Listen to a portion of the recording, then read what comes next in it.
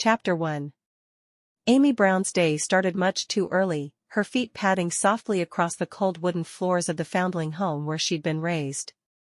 With tender hands and a gentle hum, she roused the slumbering orphans, her sisters of circumstance rather than blood. A smile graced her lips as sleepy eyes blinked up at her.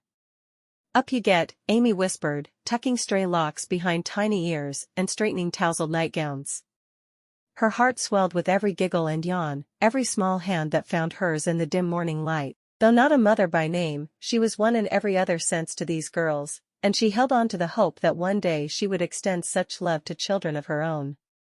Meanwhile, some 2,000 miles away, Timothy Stockwell stood against the vast backdrop of his Fort Worth ranch.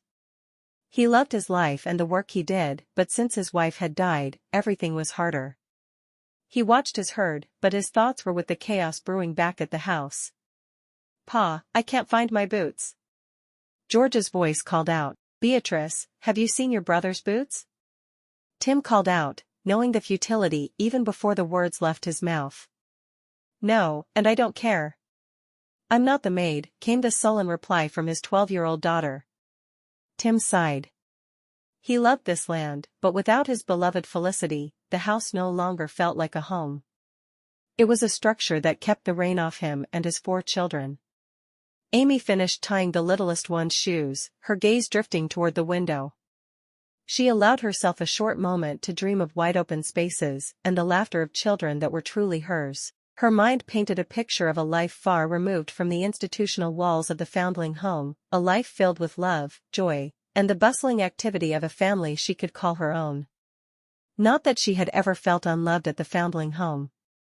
The matron had hidden her there for a while before there had been a spot for her to work there. Most girls in her position ended up as factory workers, maids, or nannies. She had no desire to be any of those things. She was intelligent enough to know what she wanted from life, and what she wanted was a family of her own. Timothy wiped the sweat from his brow as he returned to the house, the aroma of an attempted breakfast wafting out to greet him. His attempts at cooking had not been successful, and he longed for the delicate flavors and loving preparations his wife used to make. As he faced another day of makeshift meals and mounting chores, he couldn't shake the feeling that something needed to change. Not just for his sake, but for the children, each one as lost in this new world as he was. But whether Felicity was there or not, he was their father, and it was his job to raise them, and that meant sending them to school with full stomachs. Amy tied her apron strings in a neat bow at her back, ready to face the day's chores. The kitchen of the foundling home was her domain, and it was her task to teach the girls to cook. She loved to teach the girls, just as she'd been taught by the older girls when she was younger. Her cheeks flushed with the warmth of the oven, Amy hummed her favorite hymn while she whisked eggs for breakfast, envisioning a bustling kitchen filled with her own brood. She couldn't get the thought of having children out of her mind that day, or any other day for that matter. "Amy," piped up a small voice, interrupting her thoughts, "how do you know if someone will ever love you?" Amy turned to see little Susie, one of her 9 charges, clutching a rag doll and looking up with wide-eyed innocence. She knelt. "Oh," she spoke gently, "love has a way of finding us when we least expect it." With breakfast served and the clatter of spoons against bowls filling the air, Amy busied herself with the day's cleaning. Each sweep was a step closer to her imagined future, each polished surface reflecting her hope for a chance at love. The afternoon brought mending. The orphans' clothes were well loved and often in need of repair. Amy threaded her needle with practiced ease. The children gathered around, their conversations weaving through the fabric of her thoughts. "Miss Amy, can you make my dress pretty like yours?" asked Daisy, her eyes following the needle's dance. "Every stitch I make is meant to make you feel special," Amy replied. In the quiet moments, between the guidance she offered and the laughter she shared, Amy held fast to the belief that somewhere beyond these walls, love awaited, a love that would grant her the family she yearned for and transform her dreams into reality. Amy paused as she worked on fixing a little one's trousers. A daydream took hold as she peered outside, watching the cottonwood seeds flutter in the breeze. She imagined herself not as an orphan but as a mother, surrounded by children of her own, each with bright eyes and laughter. For a fleeting moment, Amy wondered about the woman who had left her wrapped in swaddling at the foundling home's doorstep, Did she ever peer out of a window, dreaming of the daughter she could not keep? 2,000 miles away in Fort Worth, Timothy Stockwell was wrestling with a pot over the stove, the contents bubbling and protesting as he attempted to coax supper from its depths. His brow furrowed, his wife had made it look so easy. "Beatrice, can you fetch the plates?" he called out. "No," came the sullen reply from the doorway. Beatrice clutched her arms, a scowl etching her young features. "Mama should be doing that, not me." "Your ma would have wanted us to stick together, Tim said, his voice gentle yet tinged with the fatigue of many such conversations. But Beatrice turned sharply, leaving Tim to navigate fatherhood alone, his heart aching for a companion's touch in the middle of the chaos of his love-filled but unruly home. Tim wiped the sweat from his brow as he hoisted another bale of hay onto the wagon under the relentless Texas sun. As he secured the hay, his thoughts wandered to the chaos of last night's dinner, the children's squabbles, and the untamed laundry pile mocking him. "Lord knows, I need help," he muttered under his breath, a half-prayer, half-plea, to the open sky. The idea of remarrying twisted inside him like a lasso. It wasn't just about love, it was survival, structure, sanity. A shadow fell across the pasture, and Timothy recognized Beatrice's slender frame approaching. Her steps were heavy, burdened with grief. Her eyes, once bright as Texas bluebonnets, now were filled with a sorrow that wouldn't go away. "Pa, why do we still keep Mama's garden?"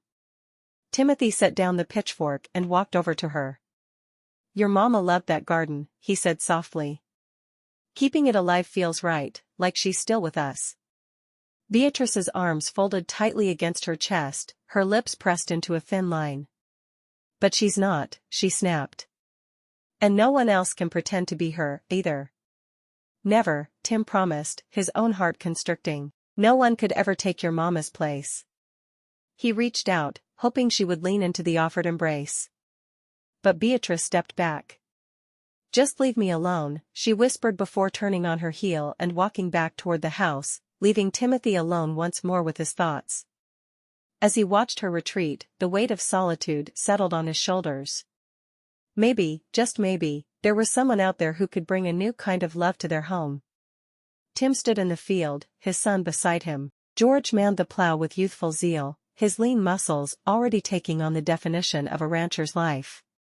"Pa," George said, pausing to catch his breath, "I've been thinking." "About?" Timothy asked, offering the boy a swig from his canteen. "About land. Someday, I want a piece of this earth too, just over yonder." He gestured broadly to the horizon. "Close enough so we can work together every day." Timothy smiled at the thought. "I would like that a great deal, son."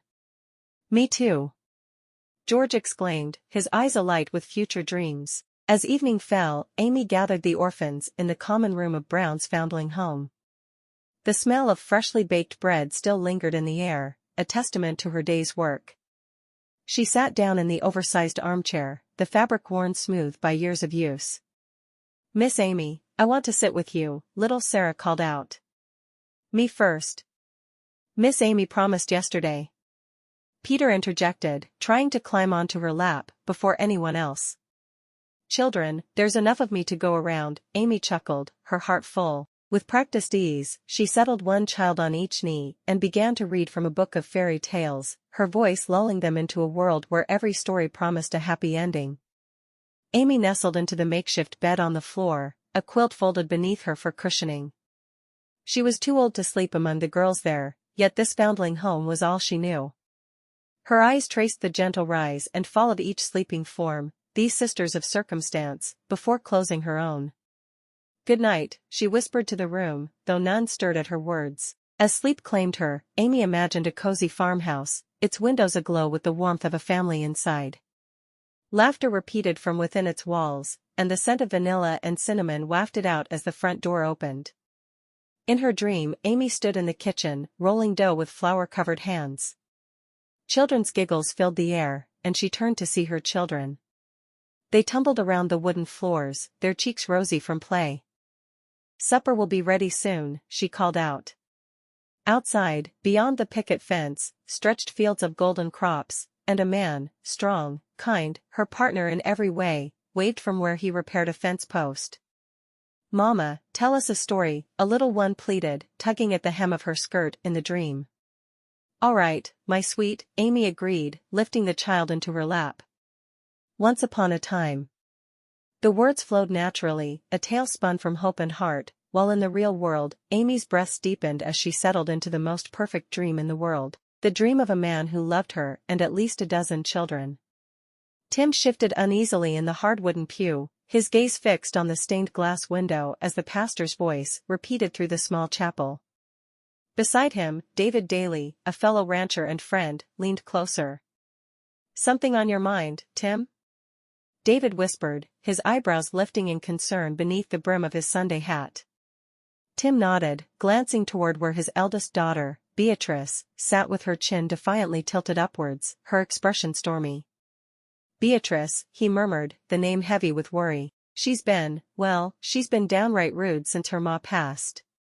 I can hardly keep up." David gave a sympathetic nod. "Kids'll test you at every turn, especially when they're hurting. But you've got 4 to wrangle on top of running that big ranch of yours." "Exactly." Tim ran a hand through his hair. "I'm out there from sunup till sundown, trying to keep things together. When I come back to the house, it's like stepping into a hornet's nest." "And supper," he shook his head.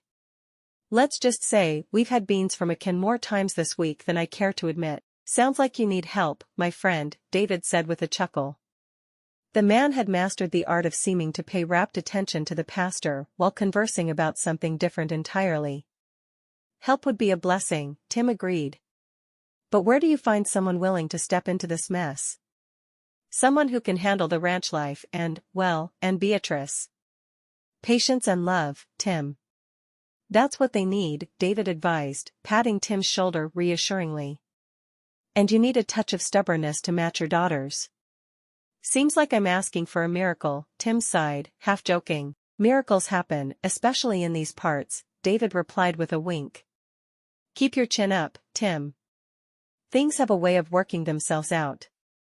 The preacher's final amen released the congregation, and as the chapel emptied, Tim felt a sliver of hope.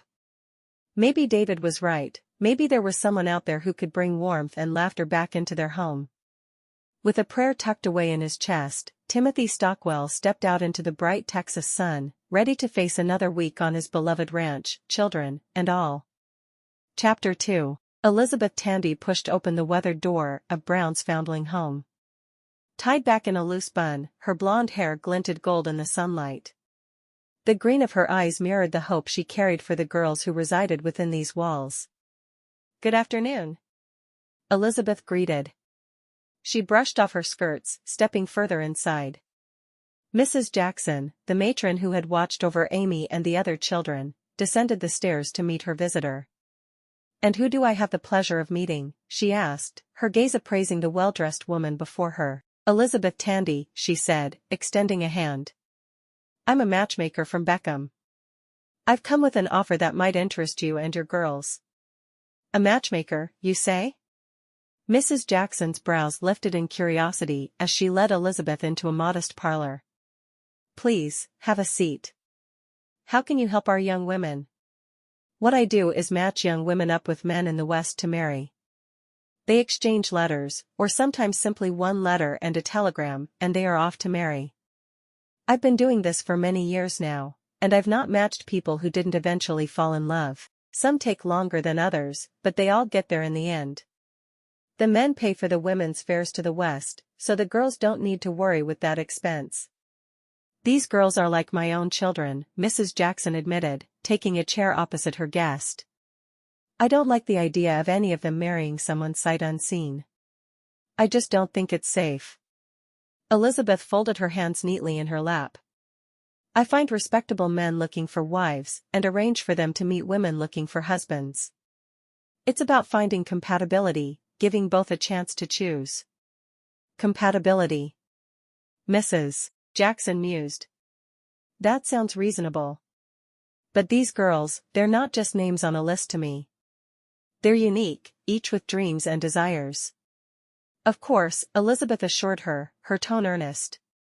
"It's not just about marriage, it's about creating happy homes. It's a chance for new beginnings.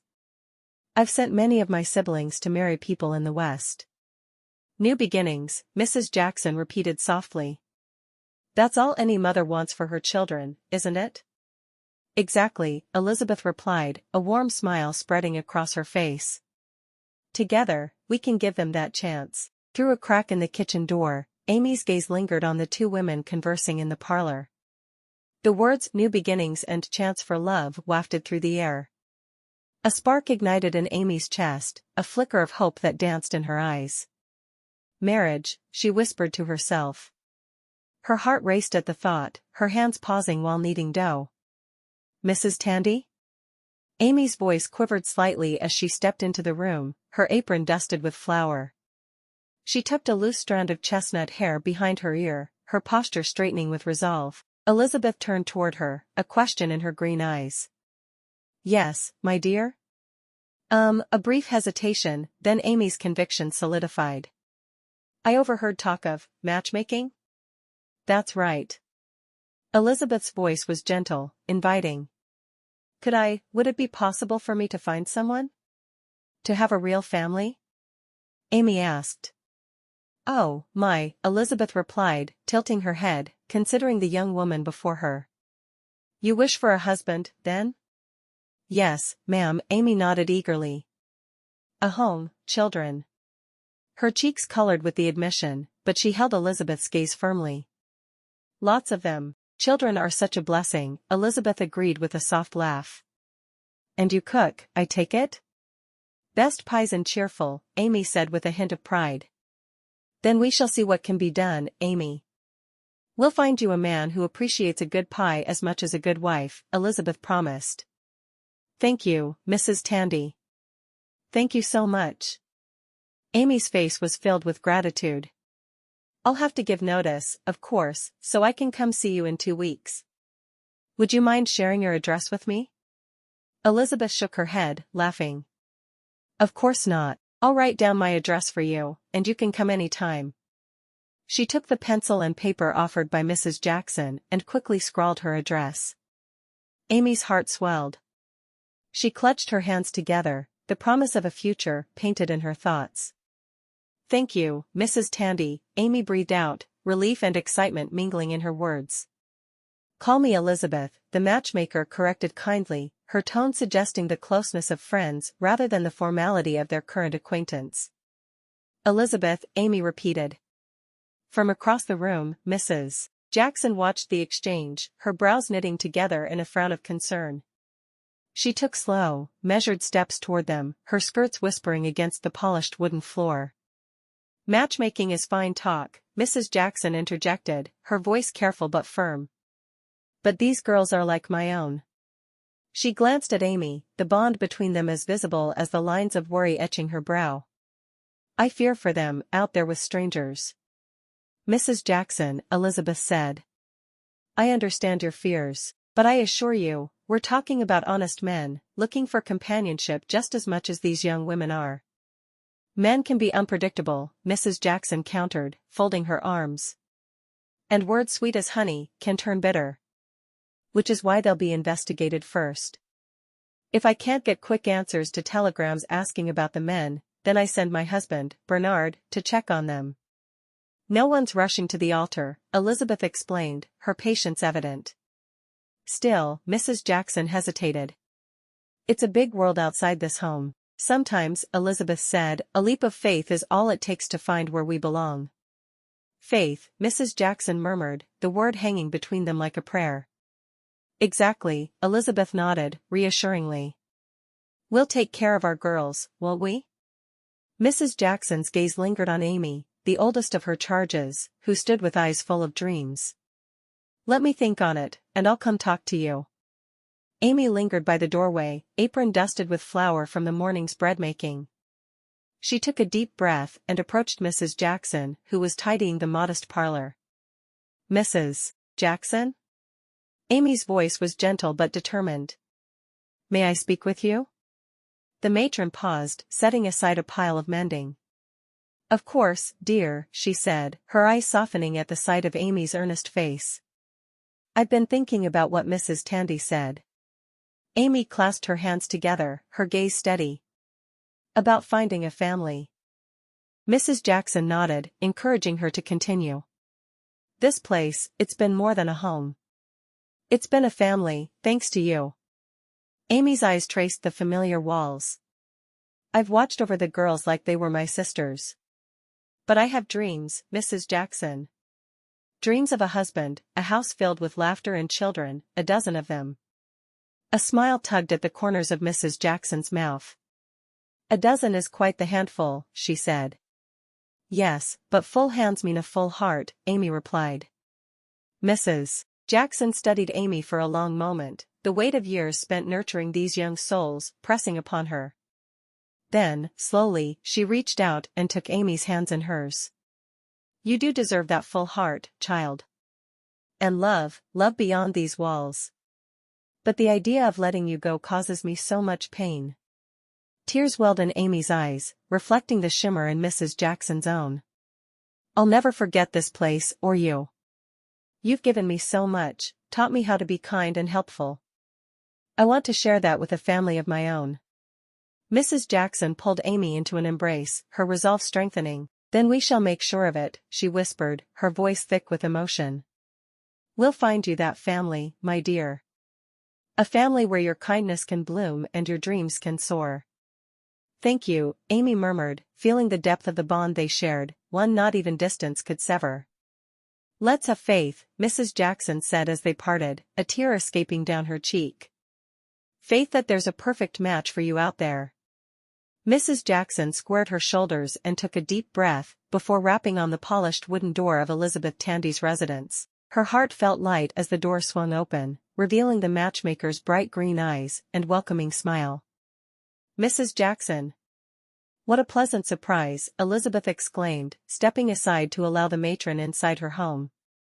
We'll go to the last door on the left. She called out, Bernard, and at once a tall man with blonde hair and eyes came to her. Mrs. Jackson and I would like tea and cookies, if you don't mind. Bernard gave one nod. Absolutely. Thank you, Elizabeth.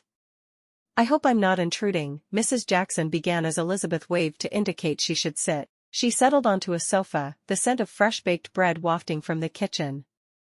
Never, Elizabeth assured her, taking a seat opposite her guest. What brings you here today?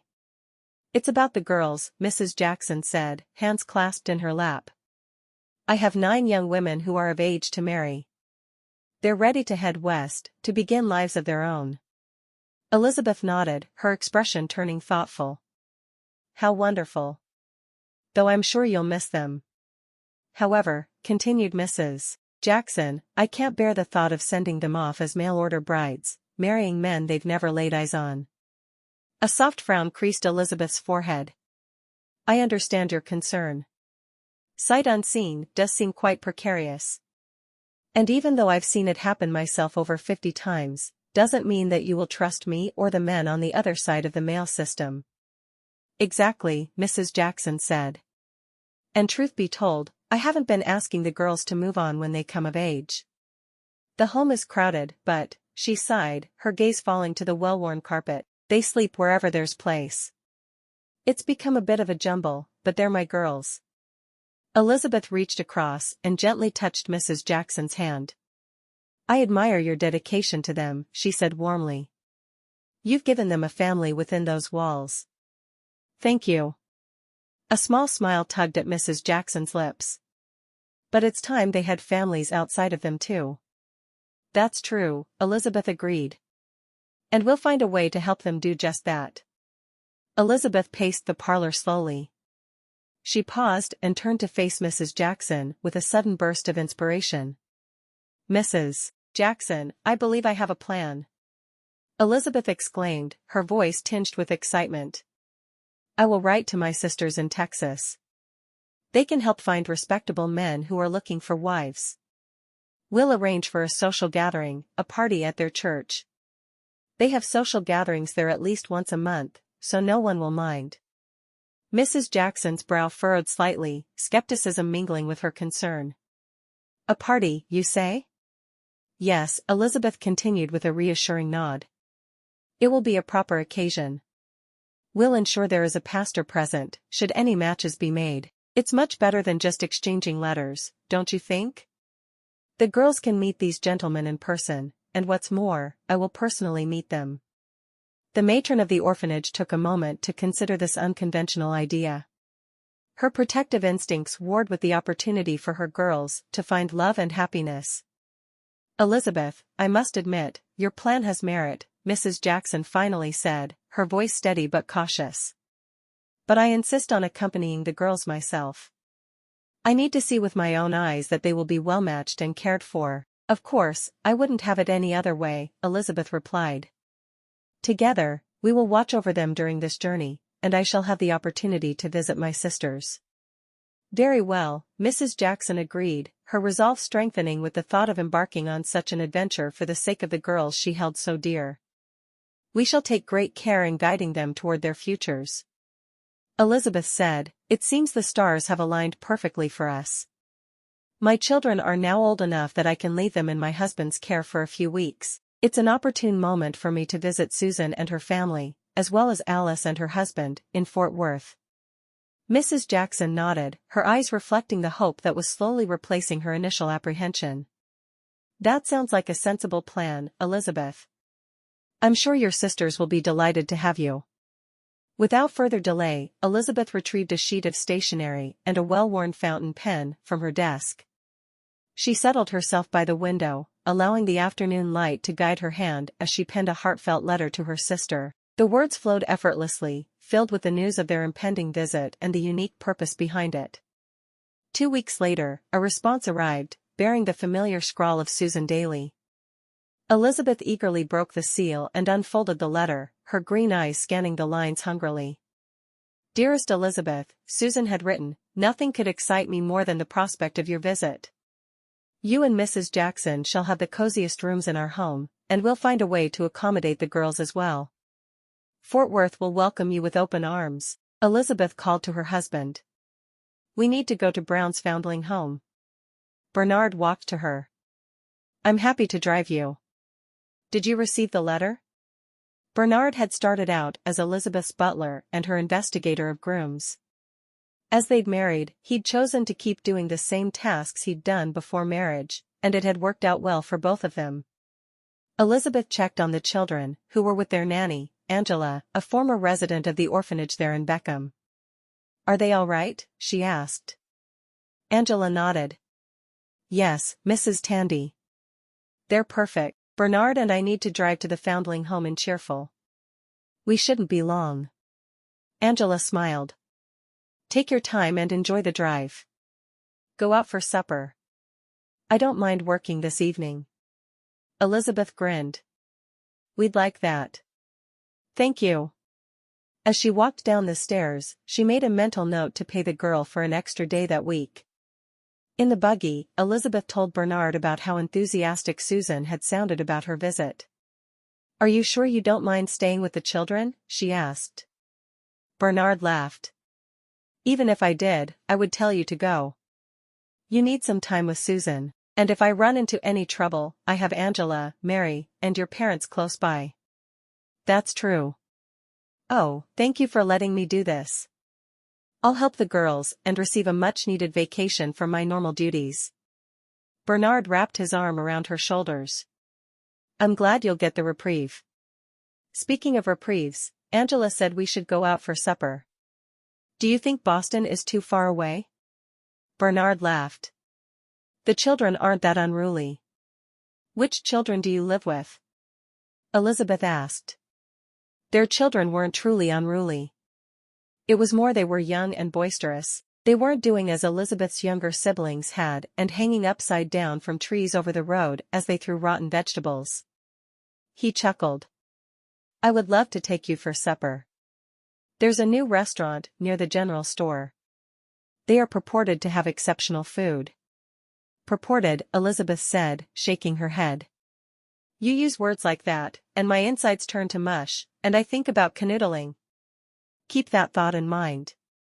We'll have supper and sneak up the stairs to canoodle for a while. She giggled. The children make everything a little more difficult, but I wouldn't trade them for the world.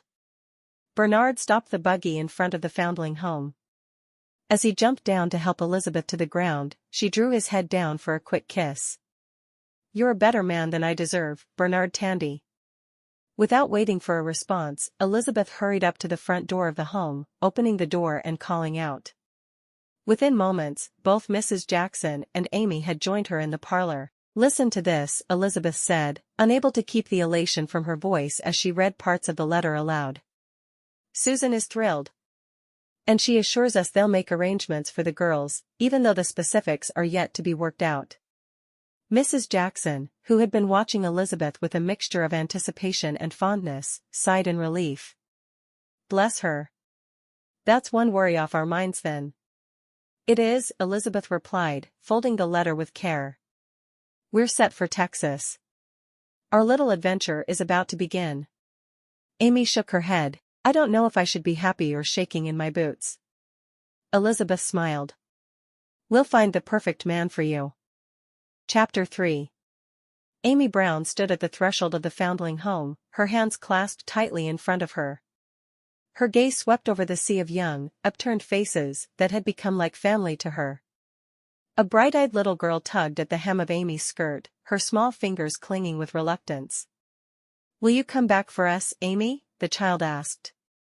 "If I can, Lily," Amy assured her, bending down to envelop the girl in a warm embrace. "I'll write letters, and one day, when I have a home as big as my dreams, there'll be a room waiting for each of you."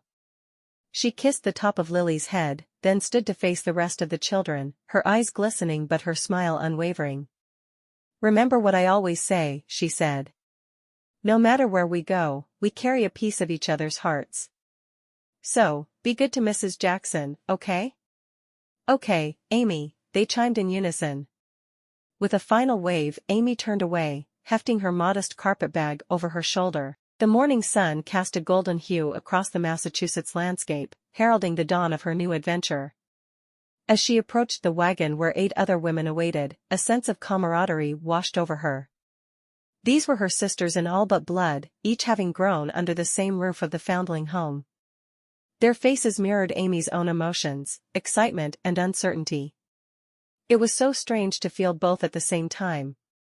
"Ready to make our mark, ladies?" Amy called out. "Ready as we'll ever be."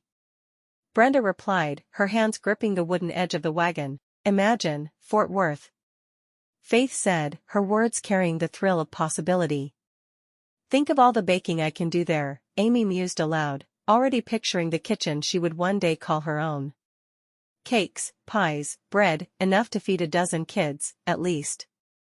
Laughter bubbled among them, an easy sound that mingled with the creak of the wagon wheels as they rolled forward. "No kids for me," Cassandra said. "I've had enough of kids in the foundling home and then teaching." She shuddered. "If I never have to touch another child, it will be too soon." "Speak for yourself," Amy shot back playfully. "I'm after a family, not just a husband." "Those sound like the same thing to me," Faith said. As the foundling home shrank behind them, Amy's thoughts drifted to the future, a future ripe with the promise of love and a home brimming with laughter. Less than a week later, the girls arrived in Fort Worth. The train ride, which had been so exciting at first, had turned into sheer monotony. Amy had spent her time making herself 2 aprons that covered the entire front of her dress. "I can't wait to make my husband breakfast," she said softly to Brenda. "I'm more enthusiastic about the marital bed than I am about cooking," Brenda said. "I'm really excited to see how it feels when she shook her head. "Sorry, sometimes my words get away from me." Amy laughed softly. She and Brenda had discussed the same topic more times than she could count. Just not within earshot of Mrs. Jackson, who they all thought of as a mother. "Only 2 more stops and we're there. We have to go through Dallas, and then it's Fort Worth." Elizabeth said her sister Susan will be waiting at the train station with their biggest wagon, and their other sister Alice will be there with a wagon as well. "Have you heard when the party will be?" Brenda asked. Amy shook her head. "Even if I had, I couldn't tell you," she said. "You can't keep a secret to save your life." "So it's a secret?" Brenda asked. "Not that I know of." Brenda sighed. Sometimes I just want to slap you, and then I remember how much I love you, and I don't. I appreciate that you control yourself, Amy said, and the two dissolved into giggles. Brenda was closest in age to Amy, and they felt like they were real sisters, both of them 22 and the first of the children who had arrived at the home after Mrs. Jackson took over. Mrs. Jackson had named the girls according to the alphabet. The 9 of them were Amy, Brenda, Cassandra, Deborah, Erna, Faith, Gail, Hannah, and Imogene. Some of the children came to the home with their names. Some had to be named. The ones who didn't already have a name were given the last name Brown. At the train station in Fort Worth, there were 2 women waiting, but they looked more like mother and daughter than sisters. What was the age difference in Elizabeth's family? Brenda and Amy both ended up in Alice's wagon, so Brenda asked, "Are you sure Susan is your sister and not your mother?" Amy looked at her friend, hissing, "That's rude." Alice simply laughed. "Susan is the oldest and there are 16 of us. I'm much younger, and she's actually my stepmother-in-law as well as my sister." "What's a stepmother-in-law?" Amy asked. She'd never heard anyone use that phrase. Alice grinned. Susan moved west because she was tired of being the oldest of 12 children who were all unruly and acted crazy. In town, they called us the Demon Horde. Brenda gasped. "You guys are legendary." "We really are." "Do you believe only the youngest is unmarried now?" Alice shook her head. "I digress." Susan agreed to come west as a mail-order bride to marry Jesse Daly. When she arrived, Jesse had been killed, and his brother David greeted her at the train station. David asked her to marry him. He had 4 boys already, and she insisted on meeting all of them before she'd agree, because let's face it, we were difficult to be around. "I'll say," Brenda said, awe in her voice. Anyway, David bribed his older boys to behave all through the meal. She agreed to marry him. It wasn't until the wedding was over that the boys were fighting in the streets and rolling in mud. Amy sighed. That was so unfair to her. It was. Alice shook her head. They were already married, so she stayed with him. I married David's oldest son, Albert, who was my step-nephew, but I'd never even met him, so it wasn't a problem. Is Susan happy now? Amy asked. Oh, she has been for ages. She and David are a true love match. And so are Albert and I. But that makes her my sister and my mother-in-law. Strange, isn't it? Very, Brenda agreed as Alice pulled up in front of a beautiful home. Is this yours? Alice laughed. No, I live in a little cabin on the ranch's land. This is Susan and David's house. It's beautiful, Amy said, admiring it. It is. I love it. Alice jumped down from the wagon, and the girls in it followed suit. Brenda put her hand on Alice's arm. The party? Do you know when it is? Alice grinned. Tomorrow night at 7. At the church. So if any of us marry there, it'll be a church wedding? Hannah asked, sounding disappointed. I guess so, Alice replied.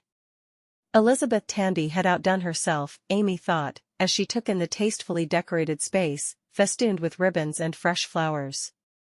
The wooden floor gleamed underfoot, polished to a shine, ready for tentative steps and hopeful hearts. They'd had supper with Susan and her family at 5, and they were there for the night, as far as Amy could tell. She was excited though. Her first real dance. Oh, she'd learned to dance in the orphanage.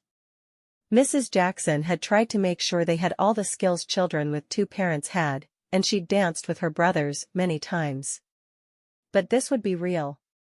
She could dance with a man she just might marry. Quite something, isn't it?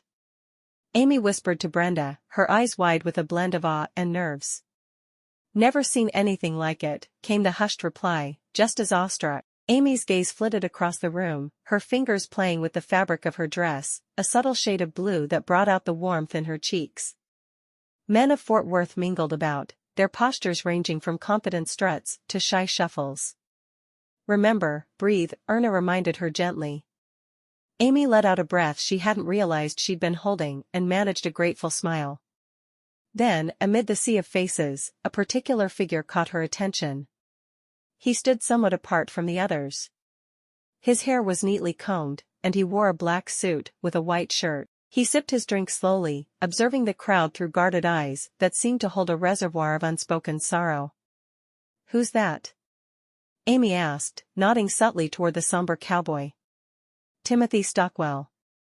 Lost his wife last year," Elizabeth's voice carried softly from behind her. "Loves his children, but the poor man's lost with how to raise them."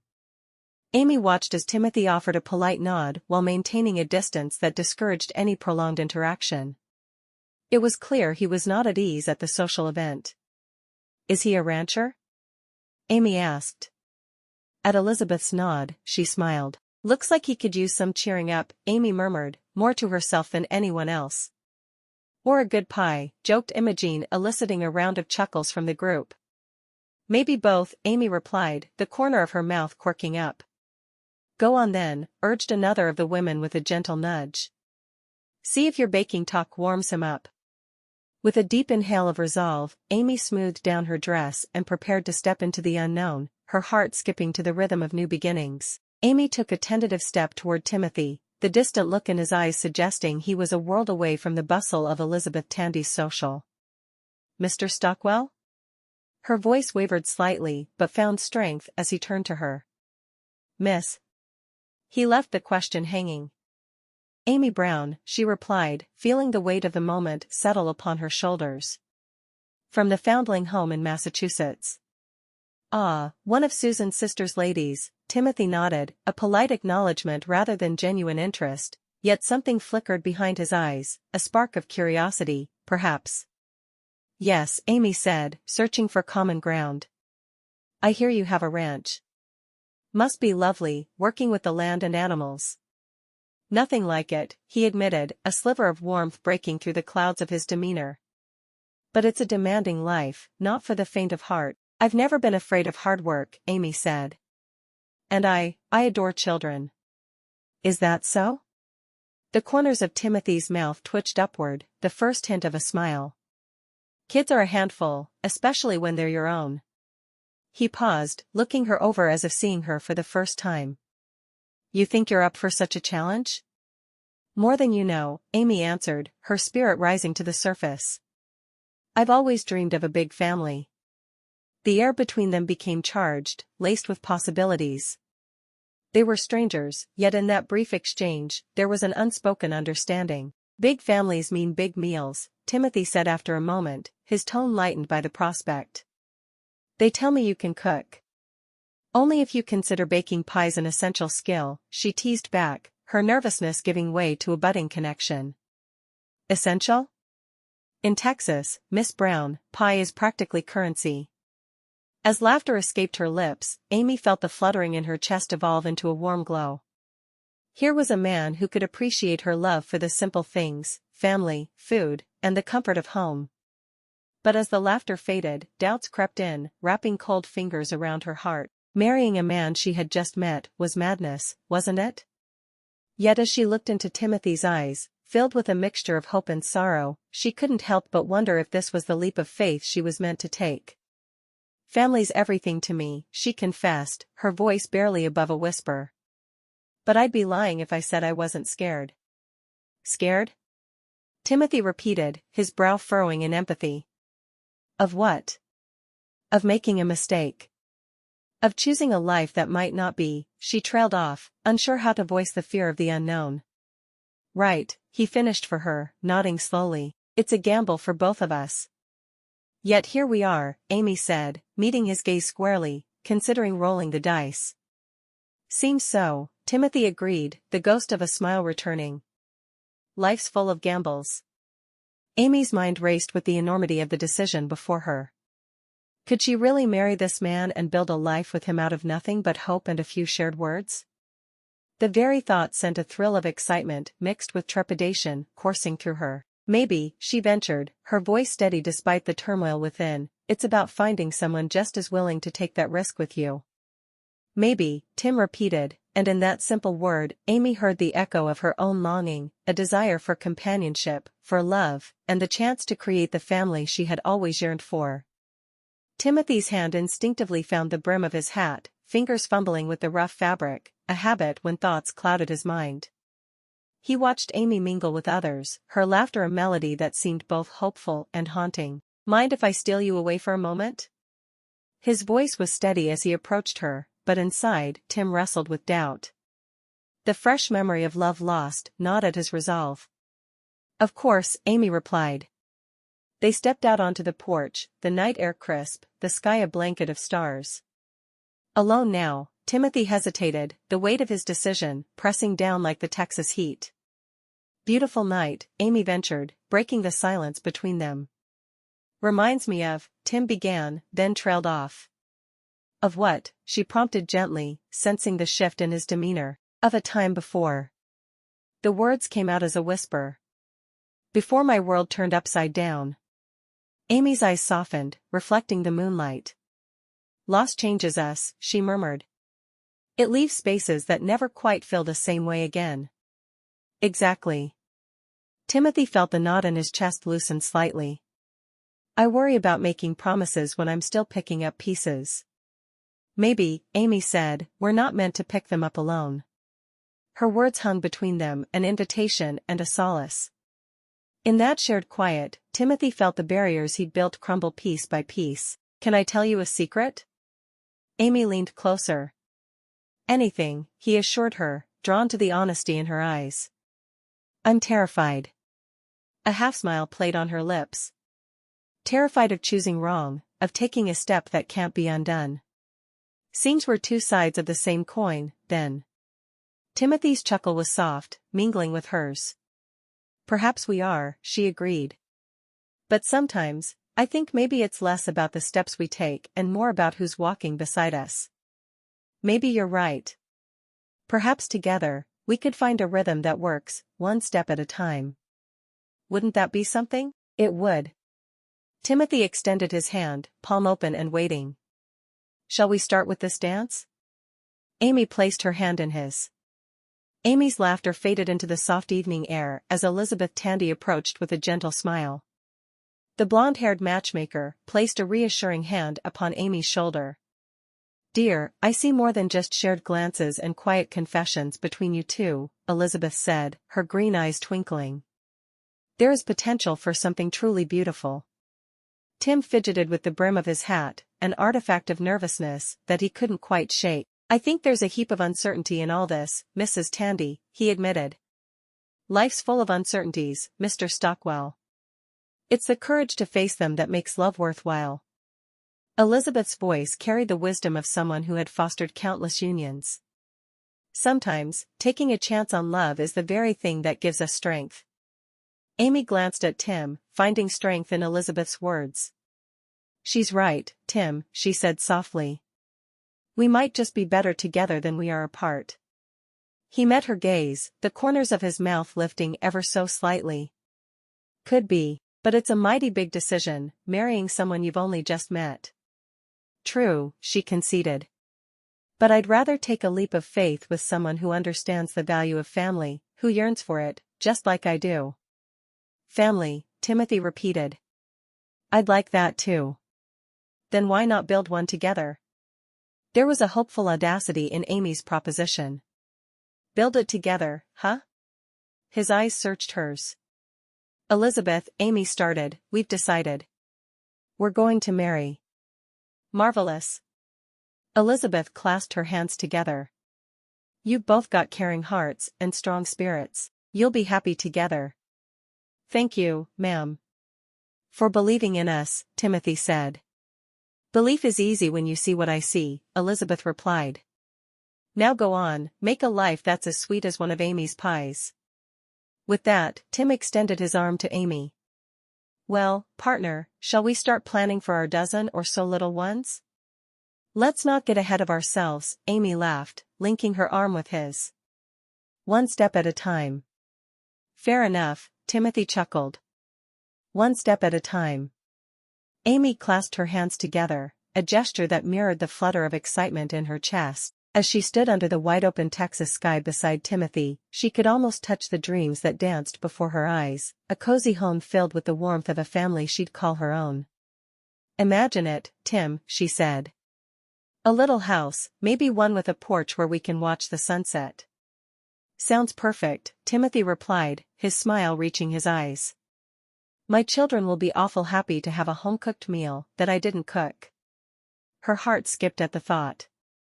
I look forward to getting to know them. Amy's laughter mingled with the soft evening breeze, light and carefree. Children with your kindness, Timothy added softly, his gaze holding hers. I hope you know how to teach that kindness. Tim, she reached out, her hand finding his, their fingers intertwining naturally. I can hardly believe this is happening. That we're doing this, together.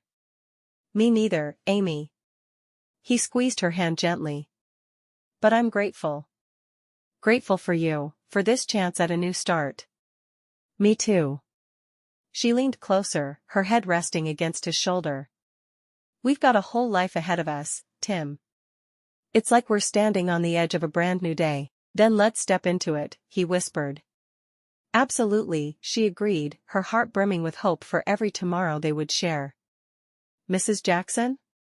Amy called out when she spotted the older woman. The matron turned from where she had been talking to some of the other girls.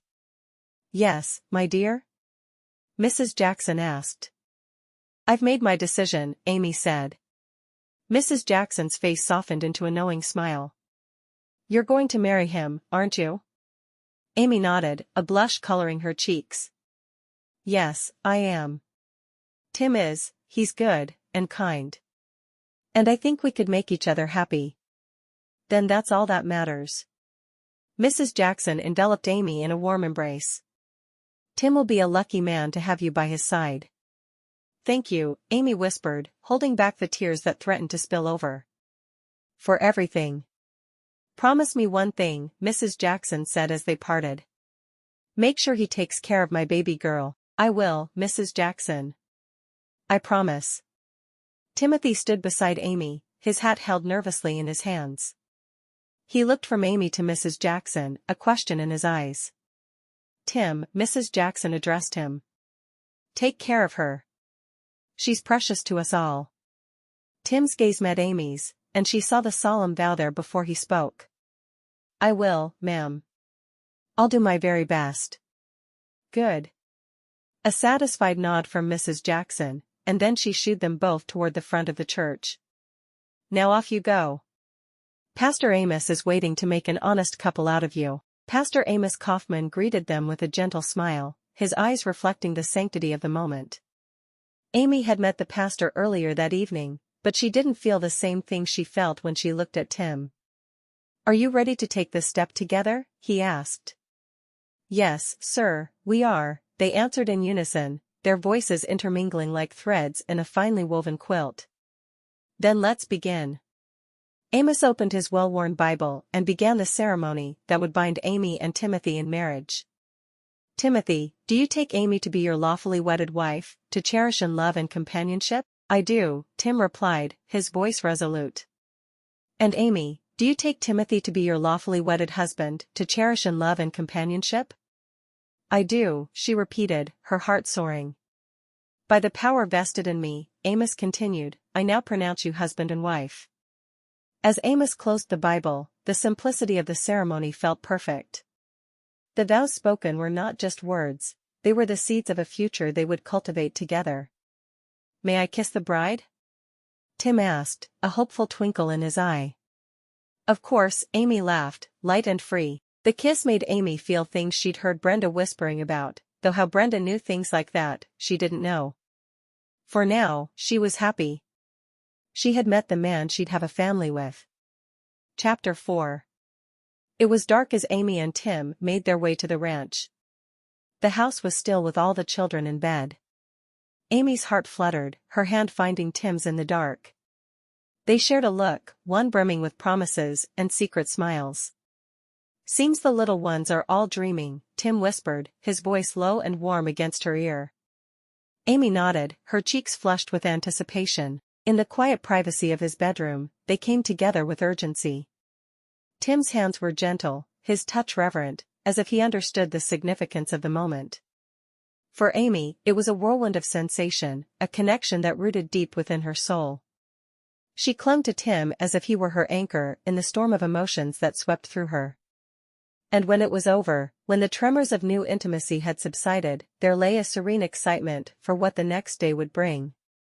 Amy couldn't wait to meet his children. Amy woke before anyone else, and after dressing in the dark, she went to the kitchen to start breakfast. She hoped to meet his children that morning, and she wanted the first meal she cooked for the family to be perfect. Beatrice sat at the table, her expression sour as Amy hummed a tune and moved around with ease. "You must be Beatrice," Amy said, casting a warm smile toward the girl. "How about we bake some cookies later? It's something I've always loved doing." "Cookies?"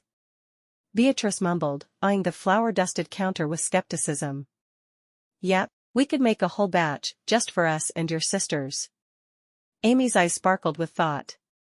"I think it would be a fun way for us to get to know each other." "Fun," Beatrice repeated, her voice trailing off. Finally, she shrugged. "I guess I like cookies." Amy laughed. "Of course you like cookies." Tim's son walked into the room then, and Amy searched her mind for his name. "George." He'd said the boy was George. "Good morning, George. I hope you're hungry." Amy flipped some pancakes onto a plate, added bacon, and told him to sit, putting the plate on the table in front of him. Amy paused. "I didn't think to ask. Do you usually have breakfast in the kitchen or the dining room?" George quickly swallowed a bite of bacon so he could respond. "Kitchen." "Oh, good. I guessed right." Two small heads popped around the corner, staring at her. "I'm your new stepmother, Amy." Priscilla stared at Amy for a moment. "Are you evil like Cinderella's stepmother?" Amy laughed. "I am not. I'm happy to have the four of you in my life. I always wanted at least a dozen children." Beatrice frowned, pushing the plate away. "You're not our mother." Amy nodded. "No, I'm not, but I will try my best to treat you like you are my children." "Try all you want, but Ma will always be our mother," Beatrice said, running from the room. Amy stared after her for a moment. She thought about going after her, but that didn't seem like it would be helpful. Instead, she put pancakes and bacon on plates for Ruby and Priscilla. "Have you seen your pa this morning?" Amy asked. George shook his head. "He gets the milking done before he eats breakfast." He stuck another piece of bacon into his mouth. "Probably getting the eggs too." "Perfect, then I can bake a cake and make cookies today." "I thought we'd have to choose one or the other." "Cake?" Ruby asked. "You're going to bake a cake?" "I sure am. And I'll make some frosting for it. We'll call it a celebration." Amy could see there was a lot of work to be done around the house that didn't involve baking, but that was fine with her. She felt useful and needed, and it was good to feel that way. "If you have dirty clothes or something that needs to be mended, please bring it into the kitchen for me. I'll need to tackle laundry when I finish with the breakfast dishes." Priscilla smiled. "Can I help with the dishes? Ma always told me I wasn't quite old enough." Amy smiled, nodding. "I'd love to have you as my dish apprentice." Ruby frowned. "I could help too." "Yes, of course. We'll all do it together. Many hands make for light work." The kitchen door opened and closed, and Amy looked up at her new husband. It felt strange seeing him in daylight after what they'd done in the dark the night before, but she refused to look away. "Hungry?" she asked. He sniffed the air and washed his hands quickly. "I am as hungry as any man who hasn't had a decent meal in a year." Amy shook her head. "From now on, we'll shoot for decent meals 3 times per day." As he sat, she put his breakfast in front of him and served her own. "Does anyone else need anything before I start my own meal?" When no one responded, Amy took her plate to the table and ate. Nothing tasted better than bacon and coffee in the mornings. "What do you have planned for the day?" Tim asked. "I'm going to get laundry on the line, bake cookies with Beatrice, bake a cake for dessert tonight, and I'll figure out a meal I can make. Do some mending and cleaning as I have time." "That sounds like a lot right there." George and I are usually home for lunch around noon, and supper around 5. I prefer to milk at 5 in the morning and 5 in the evening. Sounds good to me, she said. I'll make sure I have meals ready at those times. Within minutes, both Tim and George had finished eating and were out the door. Amy took the laundry that had been brought down, quickly realizing that Beatrice hadn't brought hers down, but she wasn't sure if the girl had been in the kitchen when she'd asked for laundry. Amy hurried up the stairs to the door that was closed. It had to be Beatrice's room. She knocked and waited. Beatrice came to the door, the same sullen look on her face that had been there at breakfast, but it was obvious she'd been crying. What? I need your laundry. Anything dirty or that needs mending. Beatrice turned around, walked into her room, and came back with a huge mound of clothing. There. Happy now? I'm always happy, Amy said with a smile, taking the laundry. Doing the laundry took a lot longer than Amy had anticipated. She'd expected it to take a fraction of time it took at the foundling home, but this family had a lot more clothes per person than the orphans did, and it seemed everything they owned was dirty. As soon as it was all on the line, she fixed a simple lunch. She served it at the table in the dining room, hoping that was where they ate their lunches. School was out for the summer, and she was grateful for time with the children. When the lunch dishes were done, and her 2 small helpers were off to play, Amy told them to ask Beatrice to come to the kitchen. Beatrice scrunched her nose as Amy laid out the ingredients on the kitchen table. I don't see what's so great about cookies, she said, crossing her arms over her chest. And I doubt you can bake them as well as Mama did. Amy brushed a strand of hair from her forehead. Well, every batch is unique, just like the person who bakes them, she replied with an unwavering smile. Why don't we give it a try together? You might find you have a knack for it. Me, help? Beatrice scoffed, eyeing the sugar and flour sacks. I'd probably just mess it up. Everyone starts somewhere, Amy said, picking up a measuring cup and offering it to Beatrice. How about you measure the flour while I get the eggs? We'll take it one step at a time. Reluctantly, Beatrice uncrossed her arms and took the cup, her fingers brushing against Amy's. Fine, but only because you look like you need all the help you can get, she muttered. Thank you, Beatrice. I'm sure you'll be a tremendous help. Amy's voice was earnest, her eyes kind. She guided Beatrice's hand to the flour sack. We need 2 cups, leveled off just right. Beatrice dipped the cup into the flour. She squinted, trying to level the top as Amy had instructed. See? You're a natural, Amy encouraged, her tone light and cheery. Now, could you pass me the butter? We'll need to cream it with the sugar next. With a hesitant nod, Beatrice slid the block of butter across the table. The kitchen was warm, the air filled with the scent of potential sweets.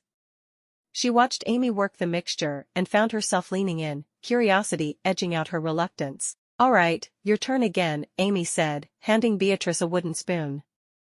Do you want to stir for a bit? Sure, Beatrice replied, a half-smile tugging at her lips. But if this turns out bad, it's not my fault. I'll take any blame needed, Amy said.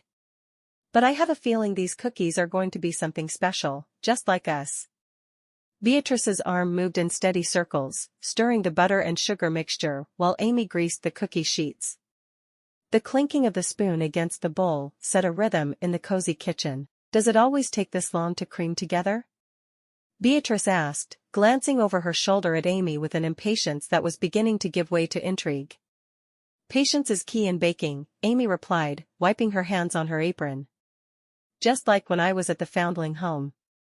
We'd all gather round, each taking turns, telling stories while we waited for our turn to mix. Sounds fun, Beatrice said, though the words seemed foreign on her lips. It was, Amy smiled, watching the younger girl work. We didn't have much, but those moments made us feel like we had everything. Everything? Beatrice repeated, her voice softening. Yep, every laugh, every burnt cookie, it was ours. Made the place feel like home. The wooden spoon paused mid-stir as Beatrice mulled over Amy's words. Then, with a slight shrug, she resumed her task. What else did you bake?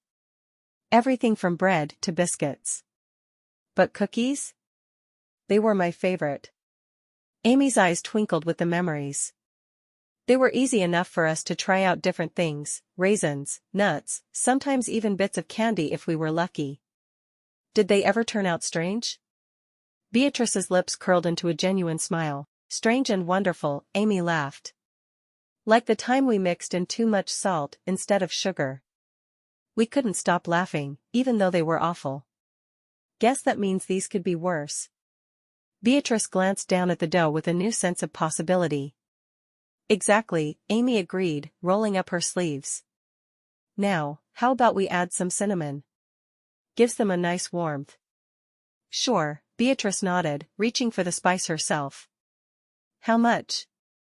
Let's start with a teaspoon and see how we feel. Amy handed Beatrice a wooden spoon, the handle worn smooth from years of use. Here, why don't you do the honors? You need to spoon the cookies onto the pan. Like this? Beatrice asked, her fingers curling around the spoon as she put a spoonful of dough onto the pan. Perfect, Amy praised, watching the girl's careful movements.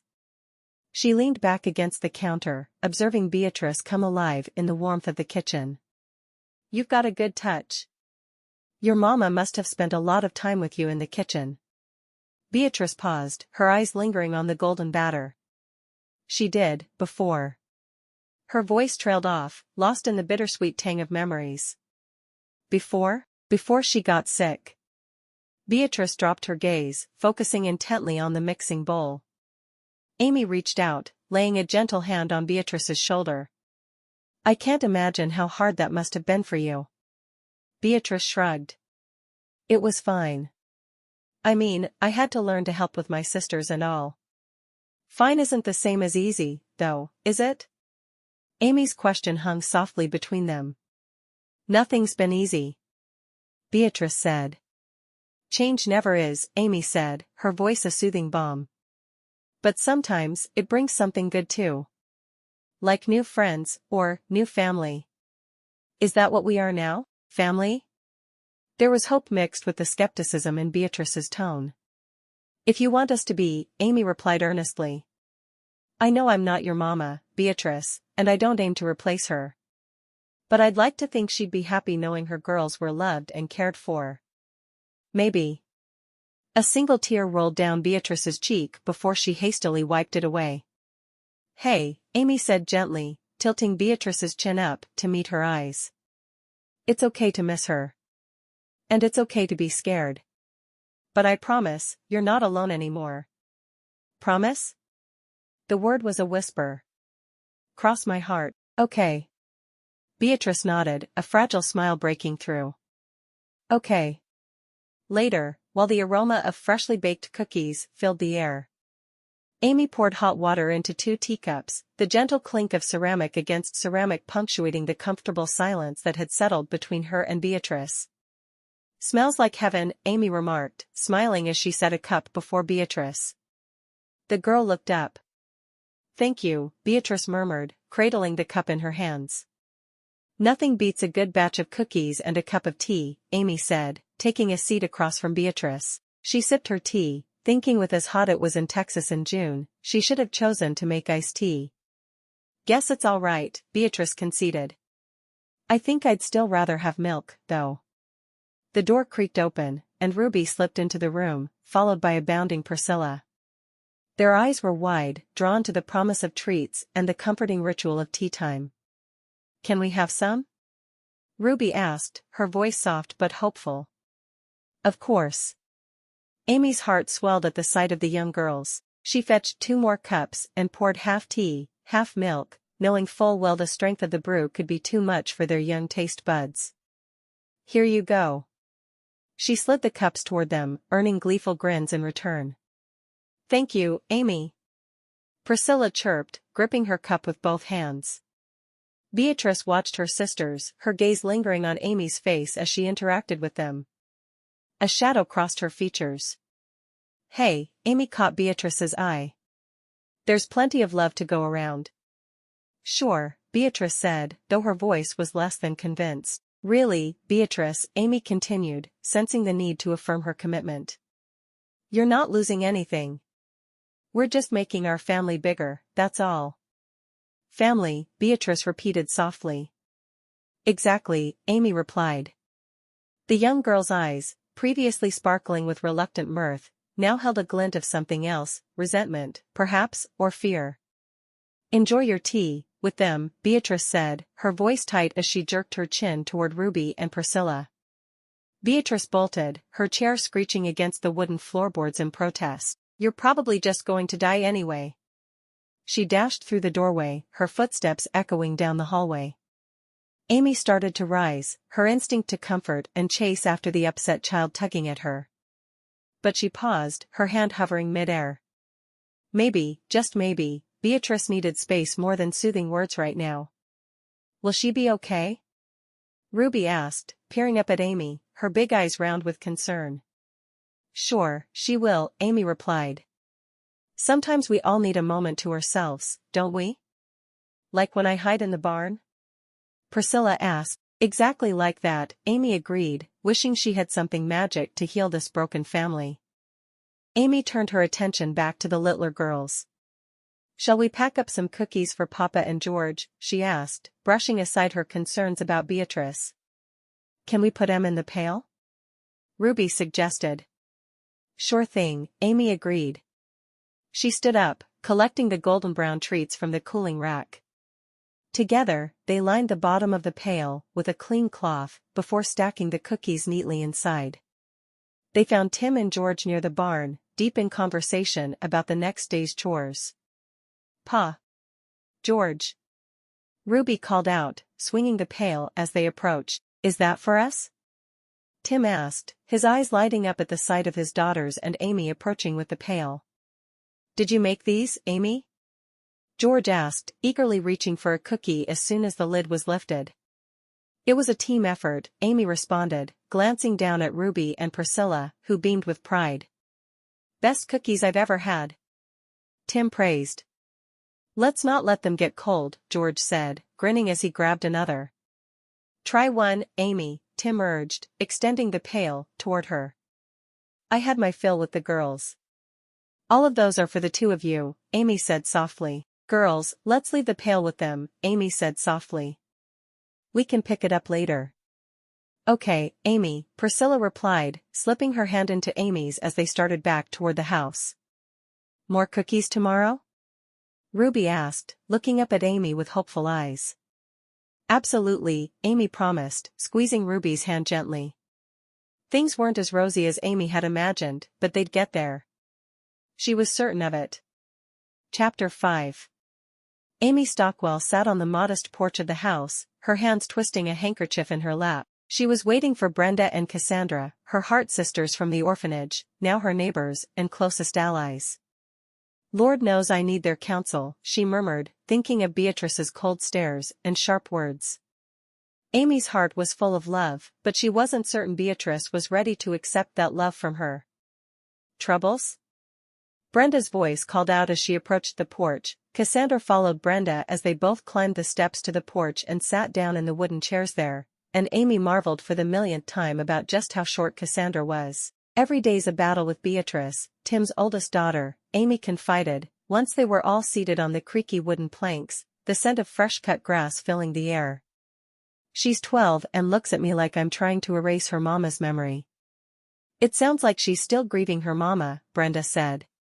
But even the wildest storm can be calmed. Cassandra leaned forward, placing a comforting hand on Amy's knee. Mrs. Jackson, she began, she always had a way with the older girls who lost their mothers. She'd listen more than she'd talk, let them cry until the tears wouldn't come anymore. Did it work? Amy asked, hope flickering in her chest. I never saw it fail, Cassandra replied with a smile. Sometimes, a heart just needs to know it's heard. Wouldn't hurt to try, Amy said softly. Brenda cocked her head to one side, her eyes sparkling with an idea. Here's what you do, Amy, she began, a playful lilt in her voice, why not take Beatrice out for a walk? The blackberries are ripe for picking. A basket each, and you'll have your hands too full of berries to fret. Amy's brow arched in surprise, her gaze fixed on the sprawling fields beyond their homestead. She nodded thoughtfully, picturing the brambles heavy with fruit. I do love a good blackberry pie, she mused. Exactly, Brenda declared with a grin, clapping her hands together. Nothing sweetens a sour mood like a bit of sunshine and berry juice staining your fingers. Cassandra, who had been quietly listening, softly cleared her throat. Remember, it's not just about the berries, she said gently. Beatrice needs patience and someone to simply be there. I've felt that same emptiness, never having known my mother. Amy nodded slowly. I won't rush her, she promised, her voice steady. I'll walk beside her.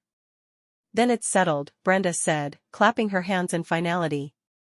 Tomorrow, you two will pick all the blackberries in Texas. Thank you, Amy whispered. She clasped a steaming cup of tea, the scent of chamomile rising with the morning mist. Can I truly make a difference? Brenda leaned against the porch railing, her gaze softening as she regarded Amy. You know, you don't have to be her mother to be someone important in her life, she said. I fear she sees me trying to step into shoes far too cherished to ever be filled by another, Amy confessed. Then let her know that, Brenda suggested. Tell her you're here to add to her life, not to take anything, or anyone, away. Amy agreed with her friend's suggestion. I'll talk to her, heart to heart. Cassandra emerged from the house, wiping her hands on her apron, the flour dusting her cheeks giving her a ghost of a blush. You should try to schedule a day to spend alone with her. She took a seat beside Amy on the swing, the gentle creak of the chains joining their conversation. Alone? Amy asked, unsure of how Beatrice would react. Sure, Cassandra continued, her tone matter of fact. Just you and Beatrice. It might help her see you're not here to overshadow memories. New memories, Amy repeated softly. We could start small. Perhaps a walk tomorrow? And a picnic and berry picking. Oh, and we can follow it up with pie baking. Amy laughed. Although I'm not sure that's starting small. Cassandra patted Amy's knee, a gesture of solidarity. Let her share her world with you, and in turn, share yours with her. Thank you, both of you, Amy said, relaxing as plans began to form. I think maybe that would work for us. Of course, it will, Brenda said, her blunt nature leaving no room for doubt. Now go on, the day is young and full of promise. Amy hoisted the wicker basket onto her hip. It was a fine day for an outing, she mused. It was a bit too hot, but she was going to have to get used to hot if she was going to live in Texas. She approached Beatrice, who stood by the garden gate, her posture stiff as a fence post. Ready for an adventure? Amy asked. Beatrice's eyes met Amy's. What sort of adventure? Her tone was cautious. Something sweet, Amy hinted, tapping the basket. There's a surprise inside for later. With a reluctant nod, Beatrice swung the gate open, and they stepped onto the path that wound through the fields. They walked side by side, a comfortable silence settling between them like a quilt on a winter's night. Did I ever tell you about the time I tried to milk a cow backward? Amy began. Backward? Beatrice asked, an eyebrow arching in curiosity despite herself. Yes, Amy chuckled. You see, I thought the stool was supposed to face the other way. Needless to say, Bessie the cow was not amused. Beatrice's lips twitched, a hint of amusement threatening to bloom. Amy seized the moment, weaving tale after tale, each more preposterous than the last, of goats that danced jigs and chickens that laid square eggs. As they meandered through the tall grass, Amy pointed out the blackberry bushes ahead. Look at those berries. They're practically begging to be picked. What do you say? Fine, Beatrice agreed. They reached the thicket, and Amy handed Beatrice a small basket, their fingers brushing fleetingly. Beatrice watched as Amy deftly plucked the plump blackberries, her hands sure and gentle. Like this, Amy instructed, demonstrating. Just be wary of the thorns. They can be sneaky. Beatrice followed suit, her movements hesitant at first, but growing more confident with each berry she freed from the vine. The sun dipped lower in the sky, casting golden threads over the field, turning an ordinary afternoon into something akin to magic. This afternoon, Amy ventured, we could try our hand at baking a pie with these. What do you think? Perhaps, Beatrice murmured. After filling their baskets, they walked a little further. Amy paused. They had walked in silence for a stretch. She glanced at Beatrice, who seemed lost in thought, her basket of blackberries cradled against her chest. Beatrice, Amy said, I haven't always had a family. Beatrice looked up, curiosity flickering in her eyes. I grew up in a foundling home, Amy continued, picking a lone daisy from the grass and twirling it between her fingers. No mother or father to speak of, but there were others like me. We liked to pretend we were a real family. Was it very bad? Beatrice's question was hesitant, the words barely a whisper. Lonely at times, Amy admitted with a small smile. But it taught me something valuable, that families come in all shapes and sizes. And love can be found in the most unexpected places. Beatrice was silent for a moment before speaking again. I'm scared, you know. Of everything changing. Of forgetting her. Her voice trembled slightly.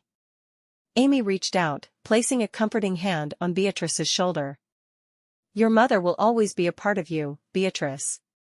I could never take her place, nor would I want to. I'm just here to add to your life, not to erase what's been. Really? Truly, Amy affirmed, squeezing Beatrice's shoulder reassuringly. We'll find our way, you and I. For now, just think of me as a friend. Stepping over the threshold of their home, Amy and Beatrice shared a private glance. Look at us, Amy said, an afternoon well spent, wouldn't you say?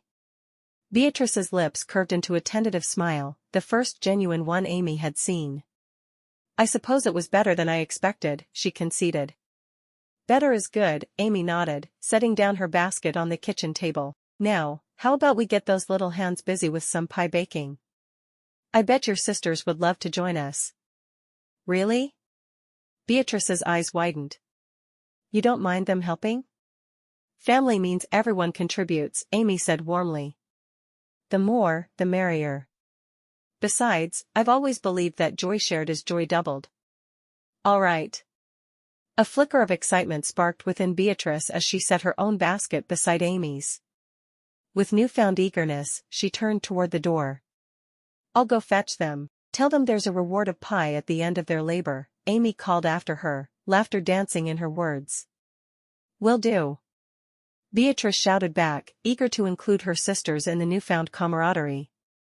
Amy watched her go with a smile. She hoped their truce would hold for a good long while. Chapter 6. Amy woke before dawn the following morning, and for a moment she lay in bed, watching Tim sleep for a moment. She wasn't sure she'd ever get used to waking up in bed with a man, but she sure did enjoy seeing him there. Amy tossed the quilt aside and hopped to her feet. She quickly dressed in a simple cotton dress. Her fingers worked nimbly, buttoning up with practiced ease. The air outside already hinted at how very hot the day would be. Mornings too precious to waste, she whispered to herself. Amy beelined for the chicken coop, where she had seen Tim collect their breakfast bounty. The hens clucked contentedly as she approached, as if they too appreciated the novelty of her company. She reached into the nesting boxes, her hands gentle but confident, gathering warm eggs into the folds of her apron. Good morning, ladies, she cooed to the hens. They responded with a chorus of approving clucks, seemingly charmed by her presence. Back in the kitchen, Amy set about preparing breakfast with the same love and attention she'd given to every task since arriving at the ranch. The eggs were whipped into a frothy golden sea, and she folded in chunks of bacon. It was a simple meal, but Amy knew that after a year of trying to eat Tim's cooking, the entire family would appreciate it.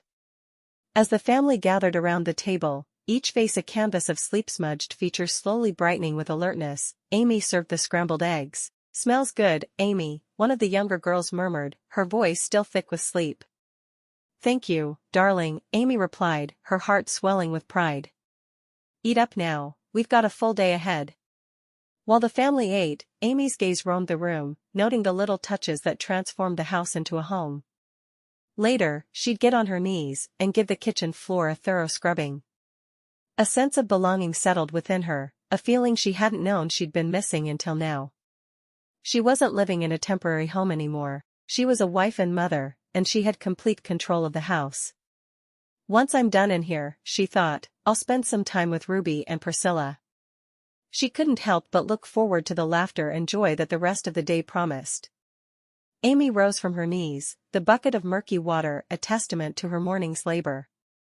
She wiped a stray wisp of hair from her forehead with the back of her hand, feeling a sense of satisfaction as she surveyed the gleaming kitchen floor. Stepping into the warmth of the day, Amy shielded her eyes and scanned the expanse of the property. There, by the barn, Ruby and Priscilla were immersed in a game of their own making, their laughter floating on the breeze like dandelion seeds. Ruby, Priscilla. Amy called out, her voice carrying over the open space. Her heart quickened at the thought of sharing this day with them, the first of many, she hoped. The two girls paused, glancing her way with expressions of curiosity. Ruby, ever the quiet one, seemed to weigh the invitation, her small fingers fiddling with the hem of her dress. Priscilla seemed excited at the idea of adventure, her young mind likely already racing ahead to the wonders they might discover. Come on, let's explore together. Have you seen the creek beyond the south meadow?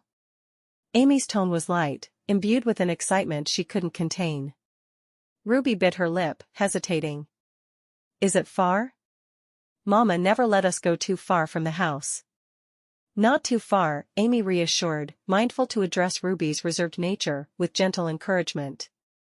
And I've heard there's no better place on the ranch for skipping stones. Priscilla was ready. The little daredevil was already bounding toward Amy, her small legs kicking up dust. I want to see. Let's go. Wait for me. Ruby's voice held a newfound determination as she took off after her sister. Amy led the way, her boots pressing into the soft earth of the dirt path. A chorus of morning birdsong filled the air, and she couldn't help but smile at the simple melody of the ranch coming to life. Look there, Amy pointed to a cluster of wildflowers. Those are Indian paintbrushes. Aren't they pretty? Like paint on a canvas, Ruby murmured, her fingers grazing the fiery red blooms. Priscilla, not to be outdone, chimed in with a grin, and those little ones are bluebonnets, right? No, Amy said, shaking her head. Bluebonnets are only in bloom in March and April in this area. They continued along the path, Amy sharing tidbits about the local flora and fauna, while the girls absorbed every word. She was glad she'd taken time to read a book about gardening in Texas she'd found on the bookshelf in the parlor. The simplicity of their walk, the shared curiosity, it felt like a promise of good things to come. Wow, Priscilla breathed out, eyes wide as saucers. Isn't it something? Amy said, her gaze sweeping over the view. Ruby nodded silently, caught up in the grandeur of it all. Amy let out a wistful sigh, her heart swelling with a sense of belonging. I wish I could paint, she said, almost to herself. Then I'd capture this moment, keep it forever. Can't we just remember it? Ruby asked, tilting her head. Of course, we can, Amy replied, ruffling Ruby's hair affectionately. Memories are the best kind of keepsakes, aren't they? Better than any painting, Priscilla agreed, beaming. Together, they stood atop the hill, three souls bound by the beauty of the open land and the warmth of newfound companionship. Let's head over to the vegetable garden, Amy suggested, her eyes twinkling with a hint of adventure. We can pick some fresh veggies for dinner. Really? Ruby's voice quivered with excitement, her usual reserve melting away. Uh-huh. Priscilla clapped her hands, bouncing on the balls of her feet. See these tomatoes? Amy pointed to a cluster of plump red fruits hanging heavy on their vines. They're ready when they're this deep color and just a little soft to the touch. Like this? Ruby asked, gently squeezing one. Perfect, Amy praised. Don't squeeze too hard or you'll look like you lost a fight with it. Priscilla reached for a cucumber, her small fingers curling around the cool skin. And this one? Give it a little twist, Amy instructed, guiding Priscilla's hands. With a snap, the cucumber came free, and Priscilla's face lit up with pride. Good job, Priscilla. Ruby said, giving her little sister an encouraging smile. As they moved through the rows, Amy showed them how to spot the ripe bell peppers, their glossy skins a sign they were ready to be picked. They filled their baskets with the colorful harvest. "Can we make a salad?" Ruby asked, holding up a carrot she had unearthed. "We sure can," Amy said with a nod. "With all these fresh veggies, it'll be the best salad you've ever tasted." "Yummy!" Priscilla cheered. Amy led Ruby and Priscilla to a perfect picnic spot under a giant oak tree. She'd made a simple lunch for the others before mopping the floors and left it in the oven for them to serve themselves. She'd been married for almost a week now, and they would be headed to church the following morning. She couldn't help but think of how proud she'd be to be sitting with her family in the pews of the local church. "Girls, how about we have ourselves a picnic right there?" she suggested, pointing to the shade. "Picnic?" Priscilla's face lit up like the dawn, her little legs carrying her toward the oak as fast as they could manage. Ruby's lips curved into a gentle smile, a rare sight that warmed Amy's heart. "That sounds nice," she said softly. Amy smiled. "I'll go get the picnic basket I packed before I came outside." She hurried into the house and took the picnic basket off the table, happy to have time to spend with the little girls. Under the canopy of the aged tree, Amy spread out a checkered blanket with corners worn from love and use. She unpacked the sandwiches and placed them alongside a large glass jar brimming with homemade lemonade. The sunlight filtered through the leaves, dappling the blanket in patterns of light and dark. "Come sit," Amy beckoned, patting the blanket beside her. The girls settled down, Ruby with her usual quiet grace and Priscilla with the unrestrained enthusiasm of youth. They each took a sandwich, the bread fresh and the filling hearty, just the way Amy knew would bring comfort. "Try the lemonade." "I squeezed the lemons this morning," Amy said, pouring the sweet, tangy liquid into tin cups. "Yummy!"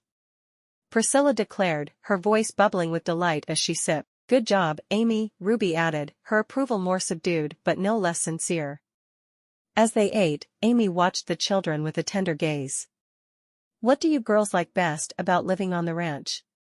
She was genuinely curious, wanting to know the souls of these little ones who had been entrusted to her care. "I like the horses," Ruby confided, her eyes taking on a distant dreaminess. "They're strong and free." Priscilla, crumbs dotting her chin, chimed in, "I climb trees." "Is that so?" Amy laughed, brushing away the stray bits of sandwich from Priscilla's face. "And what do you both dream of, for when you're grown?" Ruby bit her lip, contemplating. "I'd like to be a teacher. To read lots of books and show others how. I want to fly like a bird," Priscilla declared, spreading her arms wide. "Those are beautiful dreams," Amy encouraged, her voice soft with sincerity. "And you can be anything you set your hearts on." She looked at Priscilla. "Except maybe a bird." "Really?" Ruby seemed to search Amy's face for confirmation. "Really," Amy affirmed. "You're part of a family that will always support you." Amy looked at the tree above them. "You know, my sister Gail married Mr. Carlson, and she can build anything. I think we should ask her to come visit and build us a treehouse, and we'll feed her cookies as payment." "Could we?" Priscilla asked, looking excited. "I'll talk to your papa about it, but I have a feeling he'll agree." Amy folded the checkered blanket with a smile, tucking it under her arm. "Let's head over to the stables now," she suggested. Ruby and Priscilla scrambled to their feet, their energy renewed by the prospect of adventure. They trailed behind Amy, their small boots kicking up puffs of dust as they made their way across the ranch. "Does your papa let you ride them?" Amy asked, her enthusiasm infectious as they approached the large wooden structure that housed the horses. Ruby shook her head sadly. "He thinks girls are too delicate to ride horses." Amy sighed. "A lot of men think that. But you know what?" "What?" Ruby asked. "I think the world is changing, and in another 50 years or so, girls are going to ride horses all the time." At the stable door, she paused. "Horses need lots of care, but if you're gentle, they'll be your friends for life." Her words were like seeds planted in fertile soil, sowing curiosity and eagerness in Ruby and Priscilla's young minds. "Can I really touch them?" Ruby's voice was a whisper of awe mixed with a hint of disbelief. Of course, you can. Amy's affirmation was warm and reassuring. She led them inside, where the scent of hay and leather mingled in the air. Hello, Jasper, Amy greeted the chestnut gelding nearest them, extending her hand slowly for him to sniff. The horse nuzzled her palm, his dark eyes gentle. See? Just like this. Amy picked up a brush from a nearby shelf and began to run it over Jasper's coat, her strokes rhythmic and sure. Always go with the direction of their fur. Priscilla watched, wide-eyed, then piped up, my turn? Here, use this smaller brush. Amy handed her a suitable tool for her tiny hands, watching as Priscilla mimicked her movements with childlike concentration. Ruby took a brush too, her fingers gripping the handle as if it were a lifeline to a world she had only dared to dream of. Her strokes were tentative at first, but with each pass over the sleek coat, her confidence grew. Good job, Ruby, Amy encouraged. You're a natural. Does he like it? Ruby asked, her gaze never leaving the horse's flank. Very much, Amy replied, just like we enjoy a nice back rub.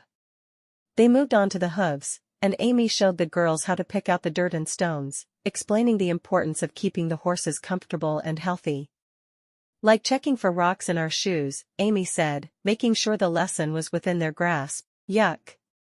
Priscilla exclaimed, giggling as a clump of mud dropped from the hoof. Yet her laughter was not one of disgust, but of discovery and joy in the messiness of life. Exactly, Priscilla, Amy laughed along, her heart swelling with pride at their quick learning. It's all part of taking care of those who take care of us. Amy led Ruby and Priscilla back to the house. Did you girls enjoy that? Amy asked, looking over her shoulder at the two young girls trailing behind her. Uh-huh, Priscilla nodded eagerly. I never knew horses' hair could be so soft. Me neither, Ruby chimed in, and I liked picking their hooves. It was like finding treasure. Amy laughed. Well, I'm glad to hear it. Now, let's get inside and start on supper. Who's hungry for chicken and dumplings? Me, both girls exclaimed, quickening their pace to match Amy's. And salad of course, Amy said, nodding to the veggies they'd picked that morning. Amy tied an apron around her waist and set a large pot on the stove. She filled it with water and set it to boil while the girls watched, perched on wooden stools. Can we help? Ruby offered. Of course, Amy replied. Ruby, can you fetch the flour and baking powder? Priscilla, we need the chicken from the icebox. The girls jumped into action, and soon the kitchen hummed with the harmonious sounds of collaboration. Amy skillfully deboned the chicken, her fingers deft and sure, while Ruby measured out the flour with a level of precision beyond her years. Priscilla watched Amy, absorbing every movement like a sponge. First, we'll make the dough for the dumplings, Amy instructed, guiding Ruby through the process. Just like this, nice and gentle, like petting the horses, Ruby mused, catching on quickly. Exactly, Amy smiled, impressed by the girls' connection. Together, they rolled and cut the dough, dropping the pieces into the simmering broth.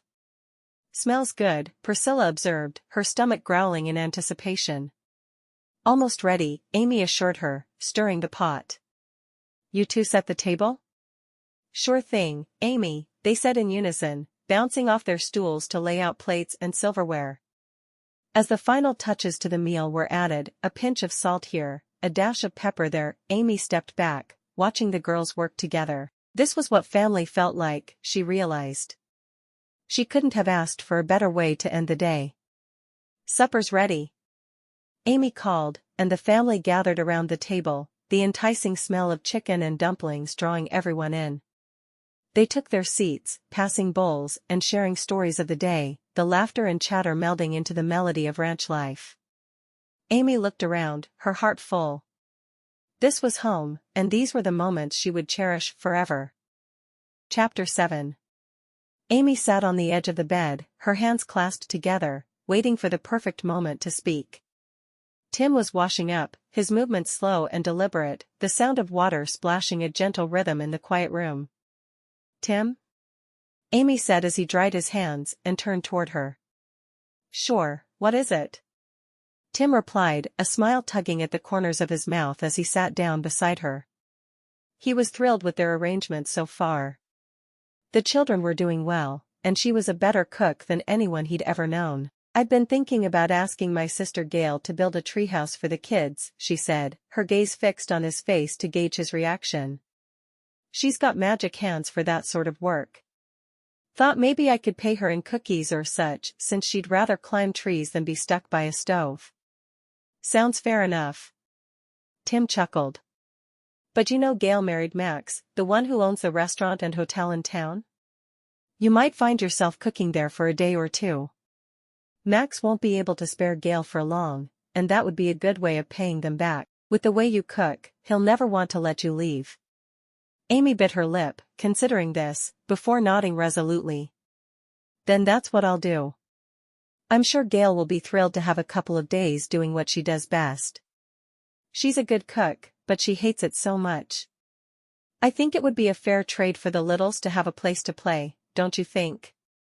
"Can't argue with that," he agreed, leaning back against the headboard and pulling her close. Their conversation meandered through plans and dreams. The night deepened around them, but inside their little world, time seemed to stand still. Tim's hand found hers, his touch warm and steady. His fingers traced delicate patterns on the back of her hand, sending shivers up her spine. She leaned into him, her breath catching as his other hand brushed a stray lock of hair from her face, tucking it behind her ear. "Tim," she whispered, her heart fluttering like the wings of a trapped bird. "Shoo," he murmured, his lips finding hers in the darkness. Their kiss was gentle at first, testing, exploring, but as the seconds slipped away, it grew deeper, hungrier. The rest of the world fell away. It was just the two of them, wrapped in each other's arms, the steady beat of their hearts echoing through the silence of the night. They moved together, desire making them hungry for one another.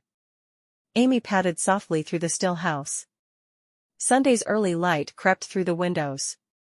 She moved with practiced quietness, laying out the neatly pressed garments at the foot of each bed. George's shirt and trousers were easy, but her fingers lingered on the fabric of Beatrice's dress, its plain cut a stark contrast to what a young lady might desire. A gentle sigh escaped her lips. Beatrice deserved something finer, something that would let the girl shine. "Got to make some proper dresses for Bea," Amy murmured to herself, envisioning soft laces and satins. With the clothing sorted, she tiptoed to the kitchen. The comforting ritual of cooking filled her with a sense of purpose and peace. First, she cracked eggs into a bowl, whisking them with a dash of salt before pouring them into the sizzling pan. Next came the toast, each slice crisping to golden perfection under her watchful eye. She hummed a tune, lost in the rhythm of assembling sandwiches, packed with the fluffy eggs and savory sausage. "Smells like heaven in here," Tim's voice broke the morning's quiet as he emerged, rubbing sleep from his eyes. "Morning," Amy greeted him with a smile, placing a steaming mug of coffee on the table. "Thought we'd start the day right." "Can't argue with that," Tim said, taking a seat and reaching for a sandwich. His appreciative grin was all the thanks she needed. "Sunday best is all laid out for the kids," she added, pouring herself a cup of coffee and joining him. "Beatrice too?" Tim asked between bites. "She's not always the best behaved at church these days." "Especially Beatrice," Amy replied. "Though I think she needs something new, something with a touch of grace." "Sounds like a plan," Tim agreed, nodding. "You seem to know what they all need." Their conversation flowed as easily as the coffee they shared, a simple joy found in the quiet moments of the morning. The children gathered for breakfast. "George, you're hogging all the sandwiches. If you take 3, then I don't get one." Beatrice's voice was particularly shrill as she glared at her brother. "I am not." George protested with a scowl. "Just eat your eggs, Beatrice." Amy watched them, her heart sinking a little. The balance between stepmother and disciplinarian was a tightrope she walked daily. She set down her sandwich, untouched, and attempted to broker peace. "Now, let's share nicely. There's plenty for everyone." "Doesn't feel like it," Beatrice muttered, glaring at her brother before snatching a sandwich from his plate. "Enough, Beatrice." Amy's voice was firm. She caught George's eye, hoping he would let the matter drop. George sighed. This isn't going to be enough, and my stomach will growl all through church. Here, take mine. I can make another, Amy said, giving him an encouraging smile. The meal continued with less bickering but an undercurrent of tension that had Amy worrying about what her first church service with her family would be like. After breakfast, Tim stepped outside to hitch up the wagon. Amy followed, smoothing down her simple dress, her hands trembling. She couldn't believe how nervous she was about going to church in her new community. Ready? Tim called over his shoulder, the lines around his eyes crinkling as he smiled reassuringly at her. Guess I have to be, Amy replied, mustering a brave front. Her palms felt clammy against the fabric of her skirt. Hey, it's just church, Tim chuckled. And after today, it'll just be another Sunday routine.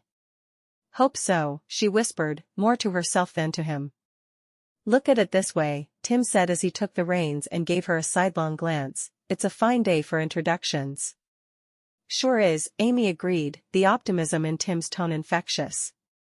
She settled into the seat beside him, taking comfort in the warmth of his presence.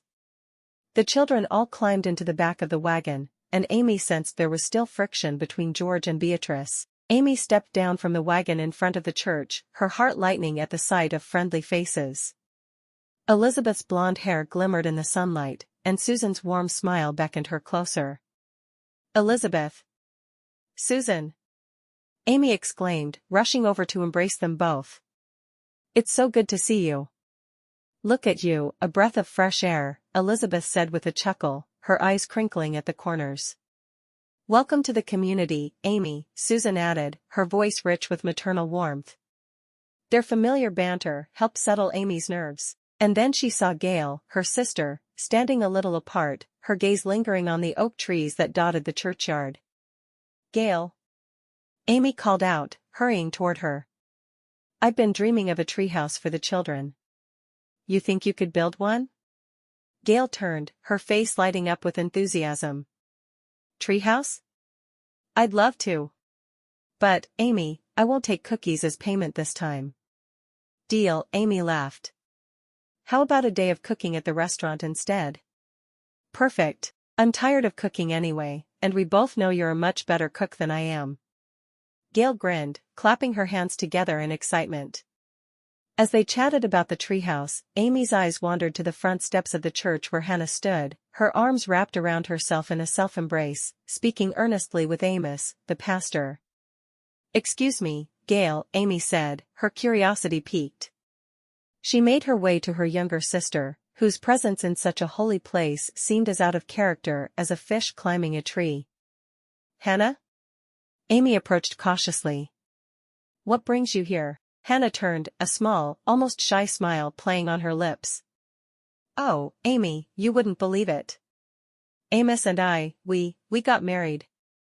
Married? Amy blinked, taken aback by the revelation. But you in church? He wasn't even there to meet a woman. He was only there to perform weddings, but I saw him, and well, Hannah said, her eyes softening as she glanced at Amos. Congratulations, Amy managed, though a knot of concern formed in her stomach. Hannah and Faith had always been like oil and water. Could such a union truly last? Thank you, Amy, Hannah replied. I hope you'll support us. Of course, Hannah, Amy assured her, though the doubt lingered like a stubborn shadow. Attraction was powerful, but was it enough to bridge the gap between a skeptic and a pastor? Only time would tell. The sermon was well underway, the pastor's voice a gentle hum in the background when Amy caught movement out of the corner of her eye. She turned just in time to see Beatrice's foot connect with George's shin, not with the playful tap of siblings in silent disagreement, but with the sharpness of pent-up frustration. George's yelp sliced through the pastor's words, and silence fell like a heavy curtain over the congregation. Amy felt a blush warm her cheeks as heads swiveled their way, eyes filled with curious disapproval. She stood swiftly, skirts rustling softly against the pew. With a firm but gentle grip, she took Beatrice's hand, whispering words meant to soothe and scold all at once. Now, Beatrice, you know that's no way to act in the Lord's house. Sorry, Beatrice muttered, not meeting Amy's gaze as they made their way down the aisle. Let's step outside for some fresh air, Amy suggested, her tone light despite the weight of embarrassment settled on her shoulders. They slipped out the church door and into the heat of the Texas sun. Church is a place of peace, Amy said. We need to show respect, even when we're feeling cross. Beatrice scuffed her shoe against the dirt, her defiance wilting under Amy's kind gaze. I know, I don't like it here without Ma, she whispered, her voice quivering like leaves in a breeze. Pa has been letting me stay home for months, but when I saw you'd laid out a dress for me, I knew I had to come. Amy rested her hands gently on the girl's shoulders. I understand. Truly I do, she said with a warmth that reached straight into Beatrice's stormy heart. But I'm here for you, and I promise, together we'll find a way through this. Amy fiddled with the brim of her bonnet, watching as the last of the congregation filed out of the church. She caught sight of Susan Daly. Taking in a deep breath, Amy approached her. Mrs. Daly? Amy's voice was hesitant yet hopeful. Susan turned, her smile as welcoming as the warm bread she often baked. Yes, Amy. How are you settling in? Quite well, thank you, Amy replied. But I wonder if I might ask for some advice. Of course, dear. Susan's eyebrows lifted in a gesture of attentive concern. It's about Beatrice. She seems to be profoundly sad, and I'm having a hard time getting through to her. Amy's fingers twisted the fabric of her skirt. I thought maybe, since you've been a stepmother, Amy shook her head. It's so hard to know what the right thing is to do. Understanding dawned on Susan's face. These things take time. And love, plenty of love. Why don't you and Tim come over for supper tonight? We can talk more then. Really? A budding hope took root in Amy's chest. Really? It's nothing fancy, but we Dailies believe there's no trouble too big that it can't be soothed by good company and a hearty meal. Thank you. Amy's gratitude was clear. We'll be there. Good, it's settled then. Susan declared before waving off to another parishioner. Amy felt a touch lighter as she walked back to where Tim was hitching up the wagon, ready to navigate the bumpy roads and relationships of their newfound life together. Chapter 8. Amy tied her apron around her waist and set to work in the warm kitchen. The scent of roasting chicken filled the small homestead, a comforting aroma that spoke of family gatherings and quiet afternoons. With practiced hands, she rolled out pastry dough for the blackberry pies, her thoughts drifting to the Dailies' kindness. George, Beatrice, she called over her shoulder, I need you two to keep an eye on the little ones tonight. George leaned against the kitchen doorframe. We'll manage, he said. Beatrice nodded, though her lips were a thin line of reluctance. Of course, she replied. Tim ambled into the kitchen, his hat in hand. He ruffled George's hair, earning a scowl from the boy. Now, I expect you both to do your share. No roughhousing inside the house. His voice was firm, but gentle. Amy slid the first pie into the oven and then turned to face the children, her expression earnest. And no fussing, she added, looking directly at Beatrice, who held her chin up defiantly. Supper's on the stove, Amy continued. Make sure everyone eats together. Can we have pie too? One of the younger ones piped up from behind Beatrice, eyes wide with hope. Only if there's some left when we get back, Tim answered with a chuckle, winking at Amy. Amy shook her head. I made 3. 1 for here and 2 to take with us. We're trusting you too. We'll be back after supper at the Dailies. Go on, then, George urged. We won't burn the place down. Or each other, Beatrice muttered under her breath, but a ghost of a smile flickered across her face. Thank you, Amy said. She placed the other pies in the oven and glanced at Tim. Oh, how she hoped that the Dailies would have good advice for dealing with Beatrice. Amy and Tim approached the Daly homestead, the lingering guilt in Amy's heart warring with a flutter of anticipation. Tim reached for her hand, giving it an encouraging squeeze, his gaze softening as they neared the porch where Susan stood waiting, an embodiment of hospitality. Welcome. Susan opened the door wide and invited Amy and Tim inside. We're glad to have you both. Thank you for having us, Amy replied. It's nice to get out, just the two of us. Come on in, Susan said, ushering them into the parlor with a motherly touch. I remember what it's like, needing a bit of grown-up time.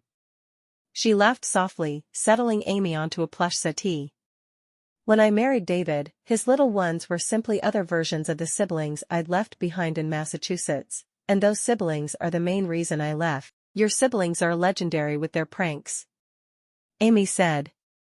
Susan shook her head. Not in a good way at all, though. So here's what I think I would do with a sullen teenage girl. Amy listened intently, feeling a bond form as Susan shared her story, the kind that only women who've walked similar paths could understand. Meanwhile, David's chuckle floated from the adjoining room, where he and Tim had begun to converse. So, Tim, David's voice was as relaxed as his posture against the mantel, how's ranching treating you? Better now with summer, Tim admitted, his own tension easing under the spell of David's easy nature. And your horses? How's that new stallion faring? Strong-willed like I've never seen, David confessed, but there's no better feeling than when you finally reach an understanding with horses like him.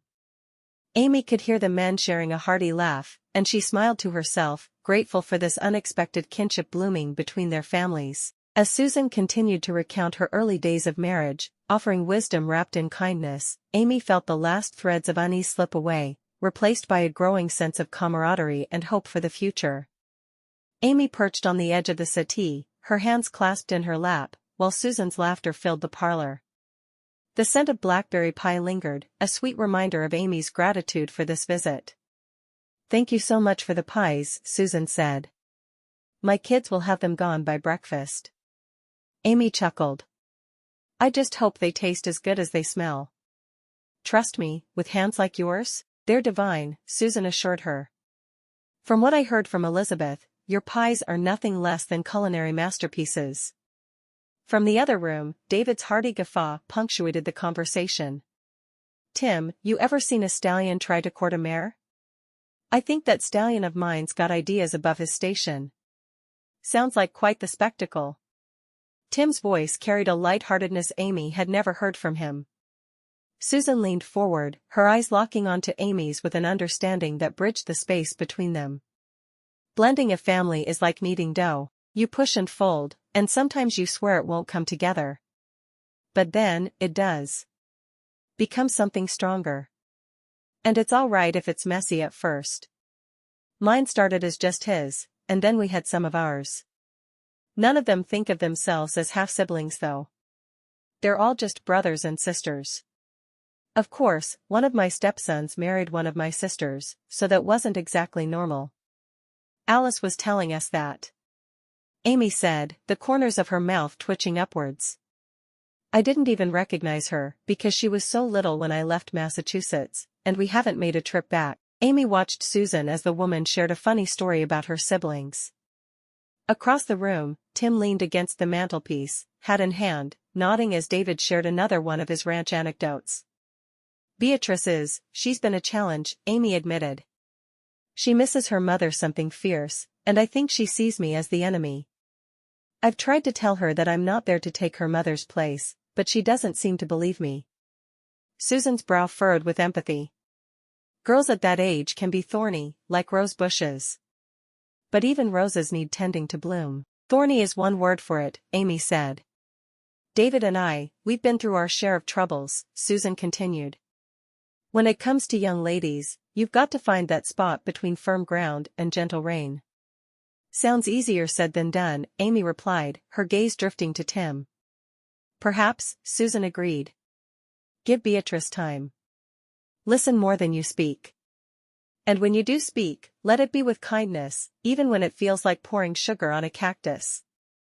I feel like I already do that, but I'll try a little harder.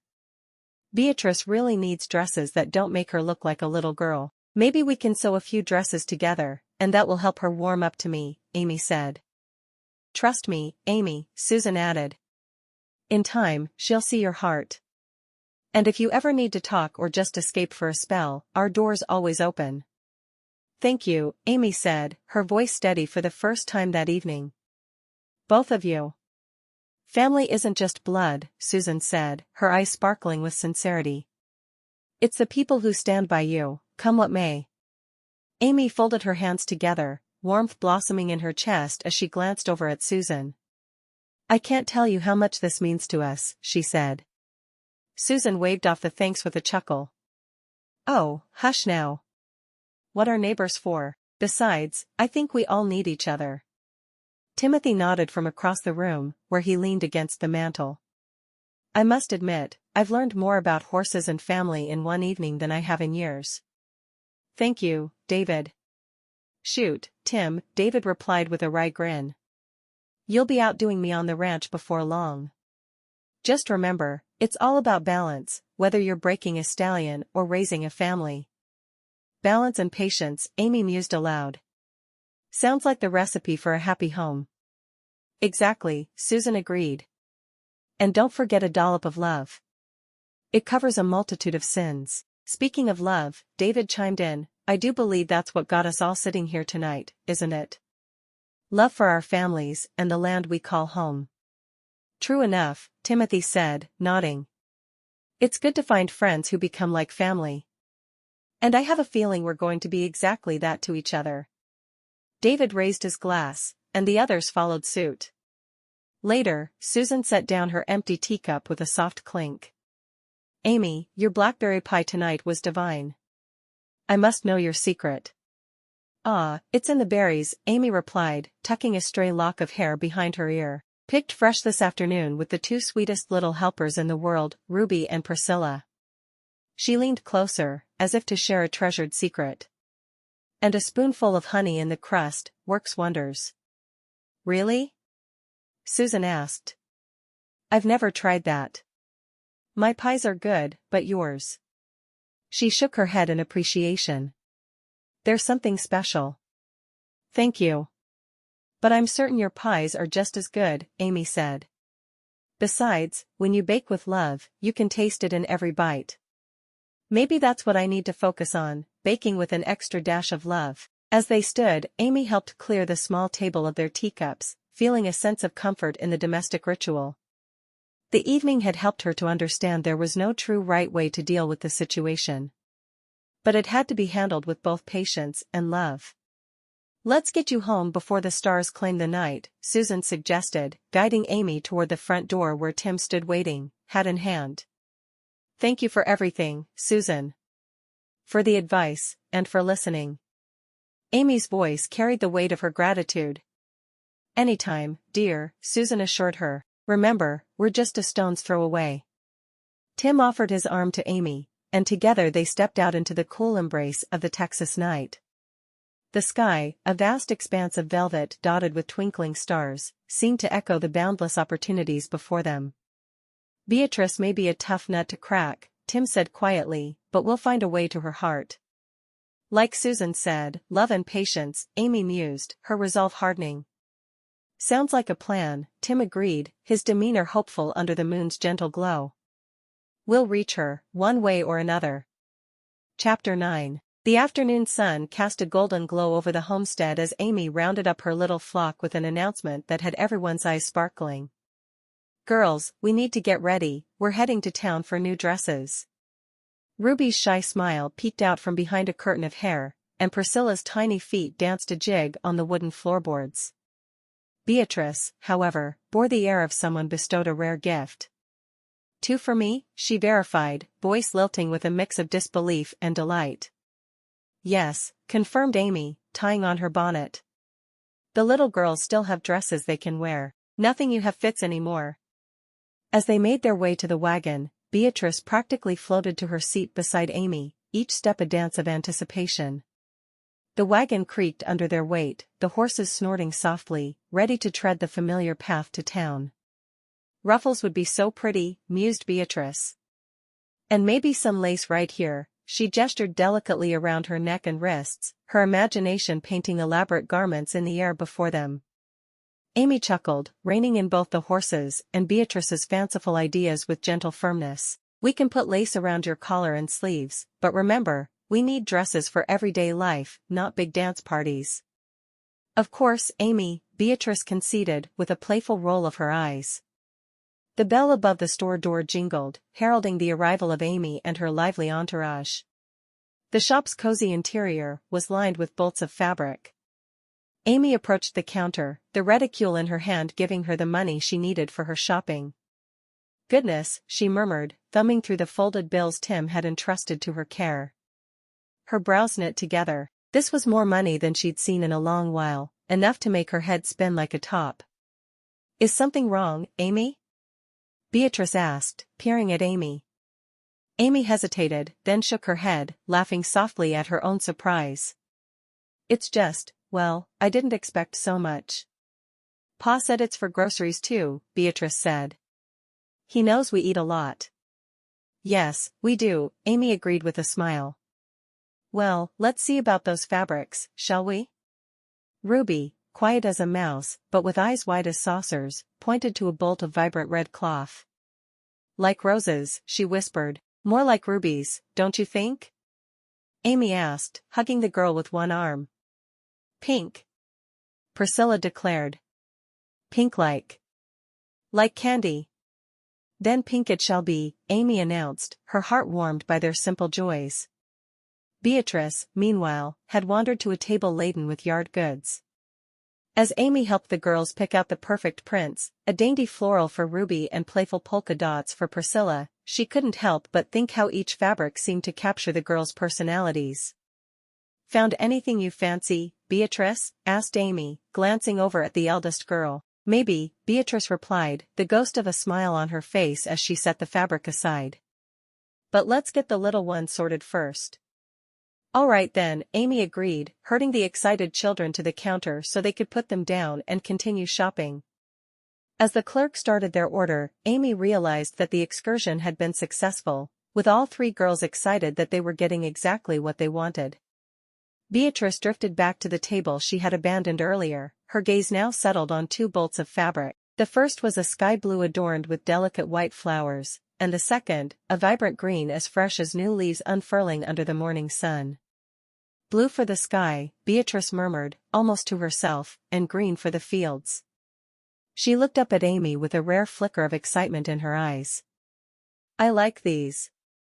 Amy beamed at her, thrilled at the girl's budding enthusiasm. "Those are beautiful choices, Beatrice. They'll suit you perfectly." With the younger girl's choices bundled and set aside, it was Amy's turn to peruse the shelves. Her hands found a bolt of plain white fabric, smooth and cool to the touch, perfect for a nightgown to replace the one she'd worn threadbare. She would also be sure to get enough to make aprons for all three of the girls. She thought she'd surprise the girls with them as soon as all three were done. Amy's fingers lingered on a roll of fabric that seemed to call out to her. It was a lovely floral print, a cascade of wildflowers that danced across a soft cream background. It was just the sort of dress she could wear when the weather turned fair, maybe to the Sunday service or to any summer parties. "This one's for me," she said, a hint of dreaminess in her voice. Never before had she been given the opportunity to choose her own fabric for a dress. She was used to wearing the hand-me-downs all of the children in the foundling home had worn. "Very pretty," Beatrice acknowledged. "You'll look nice in it." "Thank you, Beatrice." Amy smiled. "Now, let's get these home so we can start creating." "Can't wait," Beatrice replied, seeming to be genuinely happy to be shopping with Amy and her sisters. Amy's arms brimmed with bolts of fabric as she approached the counter, her charges trailing behind her, each of them with full arms. The clerk, a portly man with a waxed mustache, watched with a bemused expression as they unloaded their bounty. Ruby and Priscilla giggled while piling on buttons and spools of thread, each one chosen with care. "Will that be all, Mrs. Stockwell?" the clerk asked, his eyes darting from the mountainous stack to Amy's face. "Just about," Amy replied. "We'll need to pick up some provisions for the week ahead." The girls set to work once more, this time navigating the narrow aisles lined with jars of preserves, sacks of flour, and tins of tea. Beatrice's nose scrunched as she deliberated between two bags of oats, finally choosing the one that seemed fuller. "Can't forget Mr. Stockwell's favorite molasses," Amy reminded them, reaching for the sticky jug. "And some of these dried apples, they'll bake up nice." "Priscilla loves apple pie," Ruby chimed in. Then apple pie it shall be, Amy decided, adding the fruit to their growing pile. As the last can of beans clinked onto the counter, Amy's gaze fell upon a basket of soft woolen yarns, their colors rich and inviting. She hesitated only a moment before selecting skeins in hues of charcoal and oatmeal. Going to knit some warmth into those boys come winter, she said with a determined nod, picturing George and Tim out on the chilly range, their feet snug in the socks she'd crafted by the firelight. George will like that, Beatrice observed, a rare note of affection in her voice for her brother. Tim too, Amy agreed, smiling at the thought of the men's surprise when they slipped their feet into her handiwork. All right then, the clerk announced, tallying up their goods. That should do it, unless you've got a hankering for anything else. Amy shook her head, content with their haul. This will see us through just fine. Very good, Mrs. Stockwell. He offered a nod, appreciative of her decisiveness. Come on, girls, Amy beckoned, ready to return home and start on their sewing adventures. Let's get these things back to the wagon. Can we help make the pie? Priscilla asked, her eyes wide with hope. Of course, Amy assured her, her heart swelling with the simple joy of these shared moments. Amy lingered a moment longer than the others, her gaze caught by the gleam of polished metal in the corner. There was a sewing machine. She'd seen such contraptions in passing, marvels of the modern age, that promised to transform the labor of needle and thread into something swift and effortless. Never touched one before, she mused aloud, her fingers tracing the contours of the cool metal and intricate gears. It was a beautiful piece, solid and promising. Looks complicated, murmured Ruby from behind her, clutching her chosen red fabric to her chest. Perhaps, but think of the time it would save, Amy replied, her voice tinged with a mix of awe and practicality. Then she remembered Tim's money was meant for necessities, not luxuries. With a gentle pat on the machine's side, she turned away, her thoughts already flipping through patterns and meals as she herded the girls out of the store. Let's get these treasures loaded up, she said brightly. The ride home was filled with chatter about the dresses they would make and the pies they would bake. But once they arrived, Beatrice's sudden request surprised Amy. May I go for a walk? Beatrice asked, her voice quieter than usual. Alone? Amy's brows raised in surprise. The girl had been stuck to her side like glue since their arrival at the store. Need some air, came Beatrice's simple reply, her eyes not quite meeting Amy's. All right then, Amy conceded, her curiosity piqued but her tone supportive. But don't wander too far. Supper won't wait for any young lady. Promise, Beatrice said and, with a quick hitch of her skirt, she was off, leaving Amy to watch her go, a small smile playing on her lips. Amy spread the soft pink fabric across the worn wooden table, the gleam in Priscilla's eyes reflecting the gentle hue. The little girl clapped her hands with unbridled excitement. It's so pretty! Priscilla exclaimed. Yes, it'll make a fine dress for you, Amy replied, measuring and snipping with practiced ease, her heart buoyant amidst the flutters of cotton. Can we add some fairy wings to it to make me fly? Priscilla asked. We won't attach them to the dress, but I'll make some fairy wings, Amy chuckled, envisioning Priscilla twirling in her new dress. Ruffles. Ruby chimed in, bouncing on her toes. Lots and lots. Ruffles it is, Amy agreed, nodding at the eager child. This will be a church dress, so ruffles are necessary. As if summoned by Amy's musings, Beatrice reappeared, her face flushed from the walk and looking excited. She hovered near the table, watching Amy's hands move. I want my dress with a train. Beatrice declared. Trains are lovely, Amy said, placing the scissors down, but not very practical for every day. You know how muddy it can get. Then maybe just, Beatrice trailed off, biting her lip in thought. Here, Amy offered, rummaging through a modest pile of patterns, these are what I have. But none quite match your grand ideas. Beatrice's nose wrinkled in mild frustration before a spark lit up her features. Wait here, she instructed, dashing away before anyone could utter a word. Curiosity bubbled within Amy as she continued pinning the fabric for Priscilla's dress. Moments later, Beatrice returned, arms straining beneath the weight of a dusty crate. Mother's patterns, Beatrice said, her voice softer. She loved making dresses. Your mother had exquisite taste, Amy observed, peering into the crate. Together they sifted through the designs, the air tinged with memories and muted hope. Beatrice's finger halted on an elaborate drawing, her expression brightening. This one, she said, laying the paper pattern atop the others. It looks like my mother's favorite dress, but my colors will be different. Of course, Amy smiled, we can start on yours after we finish with Priscilla's. Thank you, Amy, Beatrice murmured with a smile. Always, Amy replied. She felt as if she and Beatrice had a true breakthrough.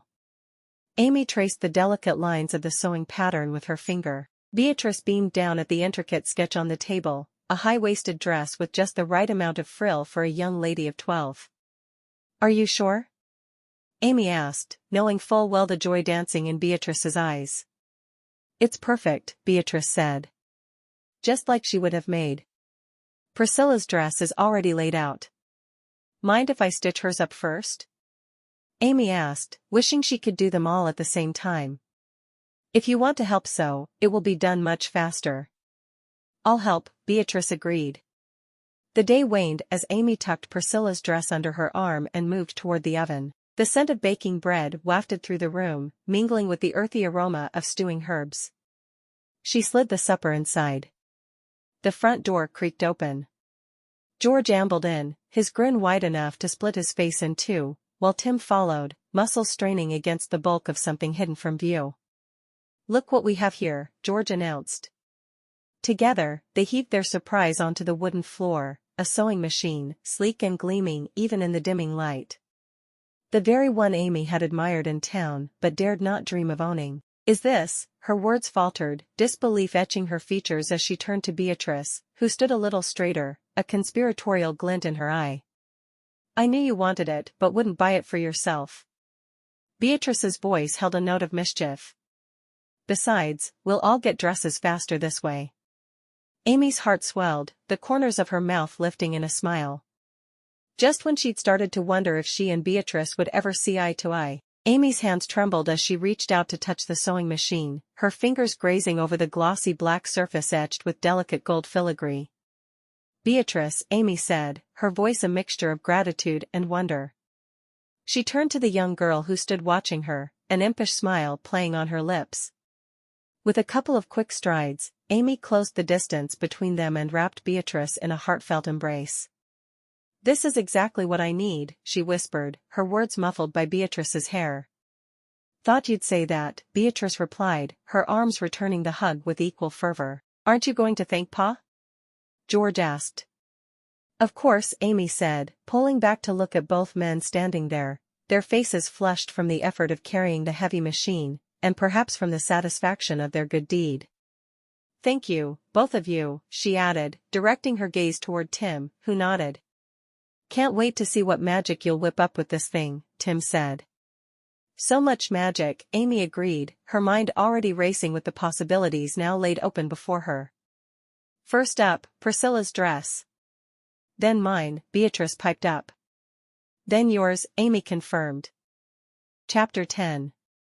Amy's laughter mingled with the soft strums of the guitar as Tim plucked at the strings, his fingers dancing over the fretboard with a practiced ease.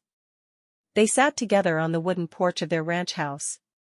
Shadows flickered across Tim's features, lending a tender roughness to his smile that made Amy's heart skip. Tim, this is perfect, she whispered. Only the best for my lady, he replied, setting the guitar aside and reaching across the small table to squeeze her hand. They shared a meal of smoked brisket and fresh vegetables from the garden. When the sun rose the following morning, Amy was already in the kitchen. She moved with purpose, cracking eggs and whisking them into a fluffy yellow sea, a skill she had honed since childhood. The sizzle of bacon joined the chorus of morning sounds, and the aroma of strong coffee filled the air. Morning, Tim greeted, wrapping his arms around Amy's waist from behind and kissing her cheek. His children trailed behind him like sleepy ducklings, their eyes brightening at the sight of breakfast. Good morning, Amy said, sliding a heaping plate onto the worn wooden table. Hope y'all are hungry. Smells delicious, Amy, Tim said, taking his seat. The children gathered eagerly, and Tim was pleased it was no longer a chore to coax the children to eat. Amy had seen to that. Thanks to you, we'll never go hungry again, Priscilla said. After the morning meal had settled and the clatter of dishes subsided, Amy found Tim on the porch, a look of contentment on his face as he surveyed the expanse of their land. She stepped out, the wooden boards creaking gently under her feet, and leaned against the railing beside him. Everything you do around here, it's more than I could have asked for, Tim said, turning toward her. You've made this place alive again, Amy. It feels like a real home. Amy blushed at his words.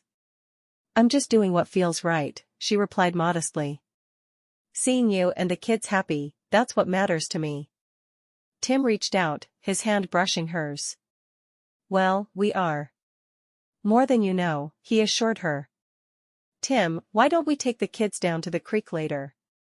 We could have a picnic supper after your work is done, she suggested, her eyes bright with the thought. They could swim and we could all relax together. Sounds perfect, Tim agreed, his face lighting up at the prospect. It'll be good to step away from the chores for a while and just enjoy each other's company. Great. I'll get everything ready. Amy's spirit lifted at the plan, envisioning the joy on the children's faces, the warm water, and the shared moments yet to come. Thank you, Tim said, and the simple words carried a world of meaning. They stood side by side, looking forward to the hours ahead. Amy bustled around the kitchen, her apron dusted with flour as she reached for the woven picnic basket. She tucked in sandwiches wrapped in brown paper, thick slices of ham and cheese nestled between hearty bread. George, can you fetch the blanket from the chest? Amy called, her voice filled with warmth. The young boy scampered off, eager to help. Got it, Amy, he exclaimed, returning with a woolen blanket. Perfect, she smiled, placing it atop the basket. Let's head to the creek.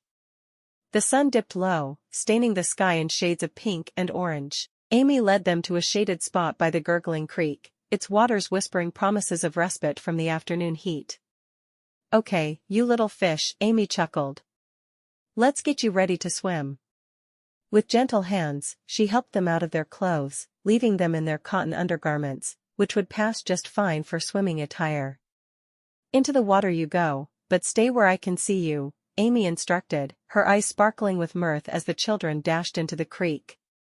Be careful, Priscilla, I don't want you going too deep, she called after the youngest, who nodded vigorously before joining her siblings. Tim spread the checkered blanket with a practiced flick of his wrists, settling it on the grassy bank of the creek. The soft murmur of water mixed with children's laughter, and Amy was thrilled her plan had made the children so happy. Look at them, Amy said. They're like little ducks, aren't they? Sure are, Tim agreed, his gaze softening as he watched them. He passed Amy a sandwich, their fingers brushing briefly. A spark of warmth surged between them, unspoken but deeply felt.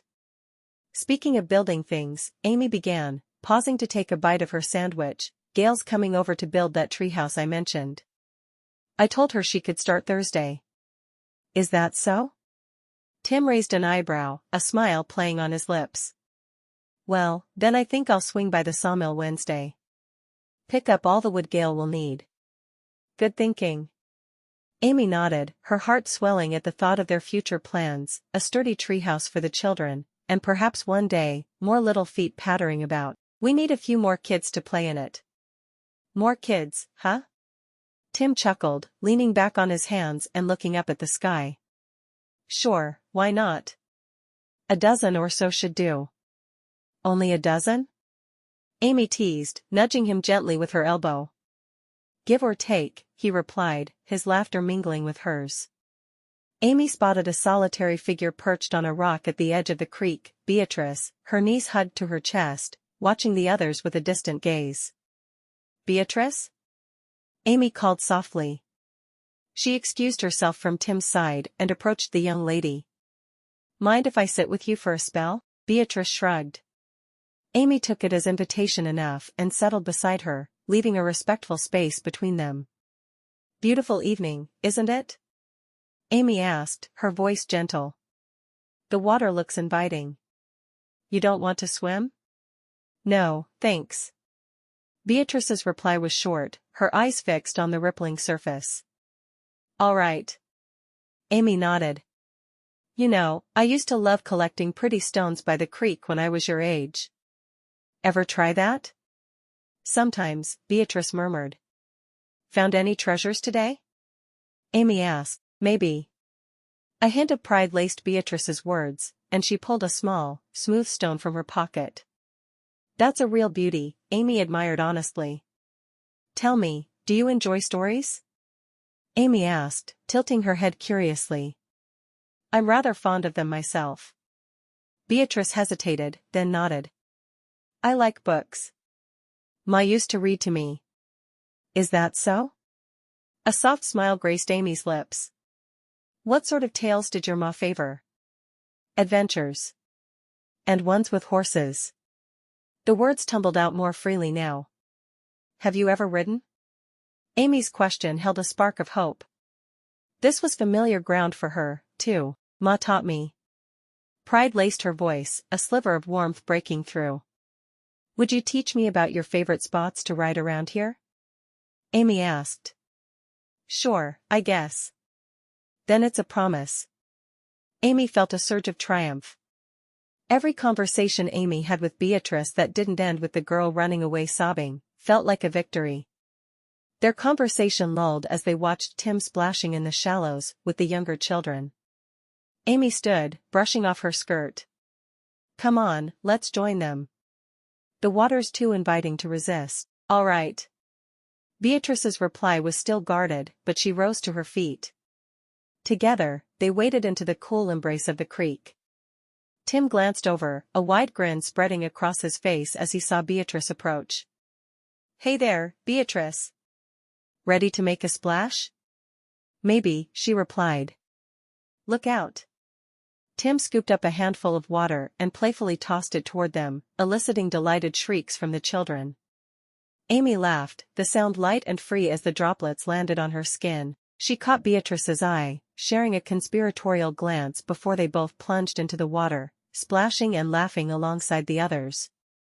Amy took her turn, swinging the little ones into the air before letting them plop back into the water, each child's laughter mixing with the next until it was impossible to tell one giggle from another. Tim's voice rang out above the din, careful now, don't go turning the creek into a stormy sea. Too late, Pa. George called back, swimming past. Amy dusted off her hands, a secretive twinkle in her eye as she reached into the picnic basket that had been carefully positioned in the shade. I have one more surprise, she announced, her voice tinged with excitement. More food? George's eyes widened comically as Amy pulled out a tin wrapped in a red and white checkered cloth. Thought we could use a little sweetness to end our day, she said, opening the tin to reveal an array of golden brown treats. Yay! George exclaimed, snatching a cookie and biting into it with gusto. His eyes closed in bliss. Amy, you have to promise me something, he said after swallowing the delicious mouthful. Promise you'll never leave. I don't think I'd survive without your cooking. Amy laughed and handed out cookies to each eager hand. I think I can promise that, George. Amy helped gather the remnants of their picnic. She folded the blanket with care, musing over the laughter shared and the barriers broken down, especially with Beatrice. Thanks for today, Amy, Beatrice murmured, almost shyly, as they walked back to the ranch. Anytime, Beatrice, Amy replied warmly, feeling a deep sense of belonging. She looked back at the creek, her heart full. Every memory they made brought them all closer together. The ranch house glowed with a warm light as dusk settled over the prairie. Inside, Amy read from a book of fairy tales. And they lived happily ever after, she finished, closing the book with a gentle thud. The children, nestled in their beds, looked up at her with sleepy eyes, the adventures of princes and princesses dancing in their heads. Good night, Amy whispered, leaning down to press a kiss on each forehead. Night, Amy, they murmured back, their voices a chorus of contentment. Tim stood in the doorway, a tender smile playing on his lips as he watched Amy tuck the little ones in. He stepped forward when she was done, adding his own goodnight wishes. Sleep tight, don't let the bedbugs bite, he said, ruffling George's hair. Only if Amy keeps making those cookies, George replied with a yawn, heading for his own room. Amy chuckled softly, her heart swelling with love for these children who had become her own. She followed Tim out of the room, flicking off the light and closing the door behind them with a quiet click.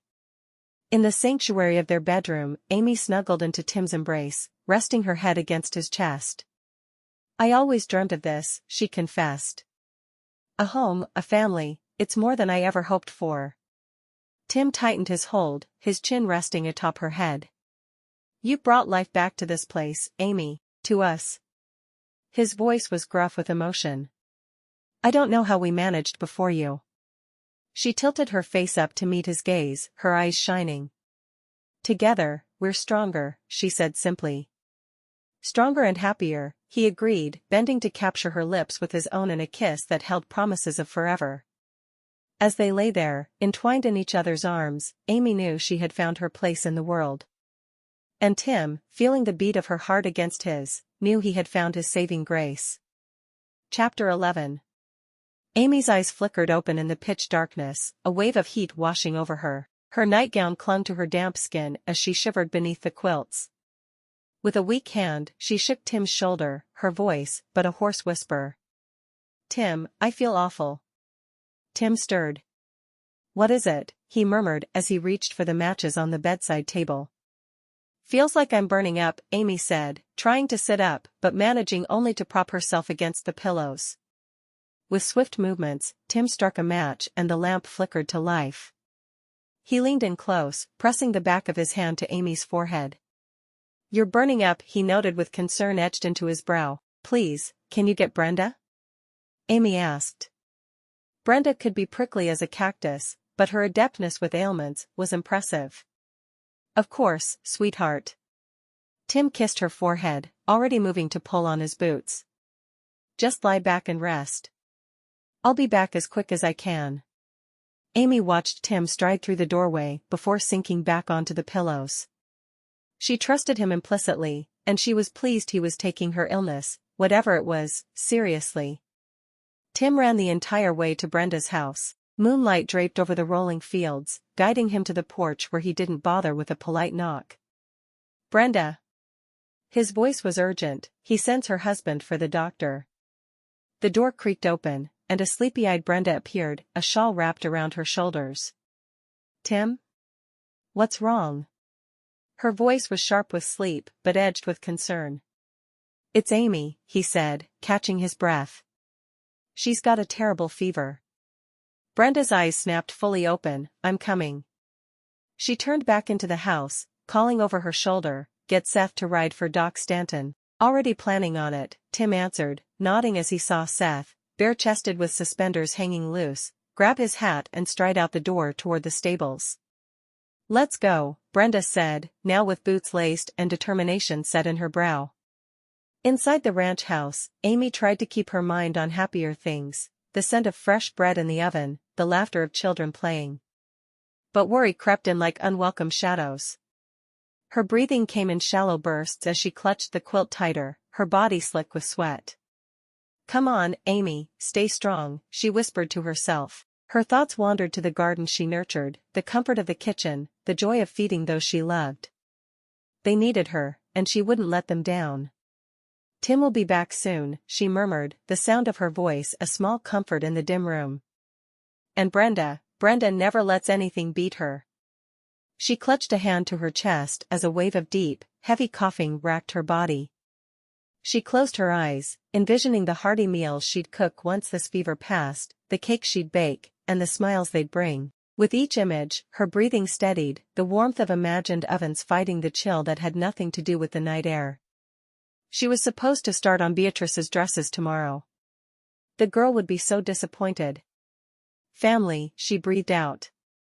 Her family would see her through. Tim burst through the bedroom door, the small medical kit in hand. He set it down on the bedside table with a reassuring thud. "Let's take a look at you," he said as he leaned over Amy to feel her forehead. She managed a weak smile, bolstered by his presence. "Feels like a furnace in here," Brenda remarked. "Why are you sick?"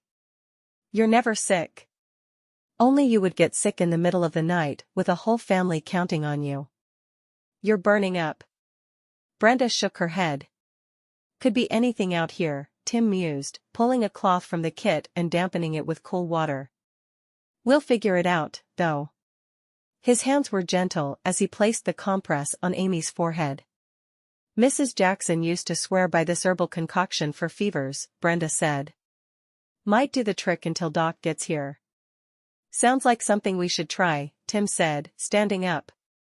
What did it have in it again? Willow bark, I think, and some peppermint, Brenda replied, tucking a strand of Amy's hair behind her ear. And wasn't there honey? Yes, honey, Amy said, her voice weak. Right, Tim nodded, already moving toward the kitchen. I'll whip it up. Keep her company for me?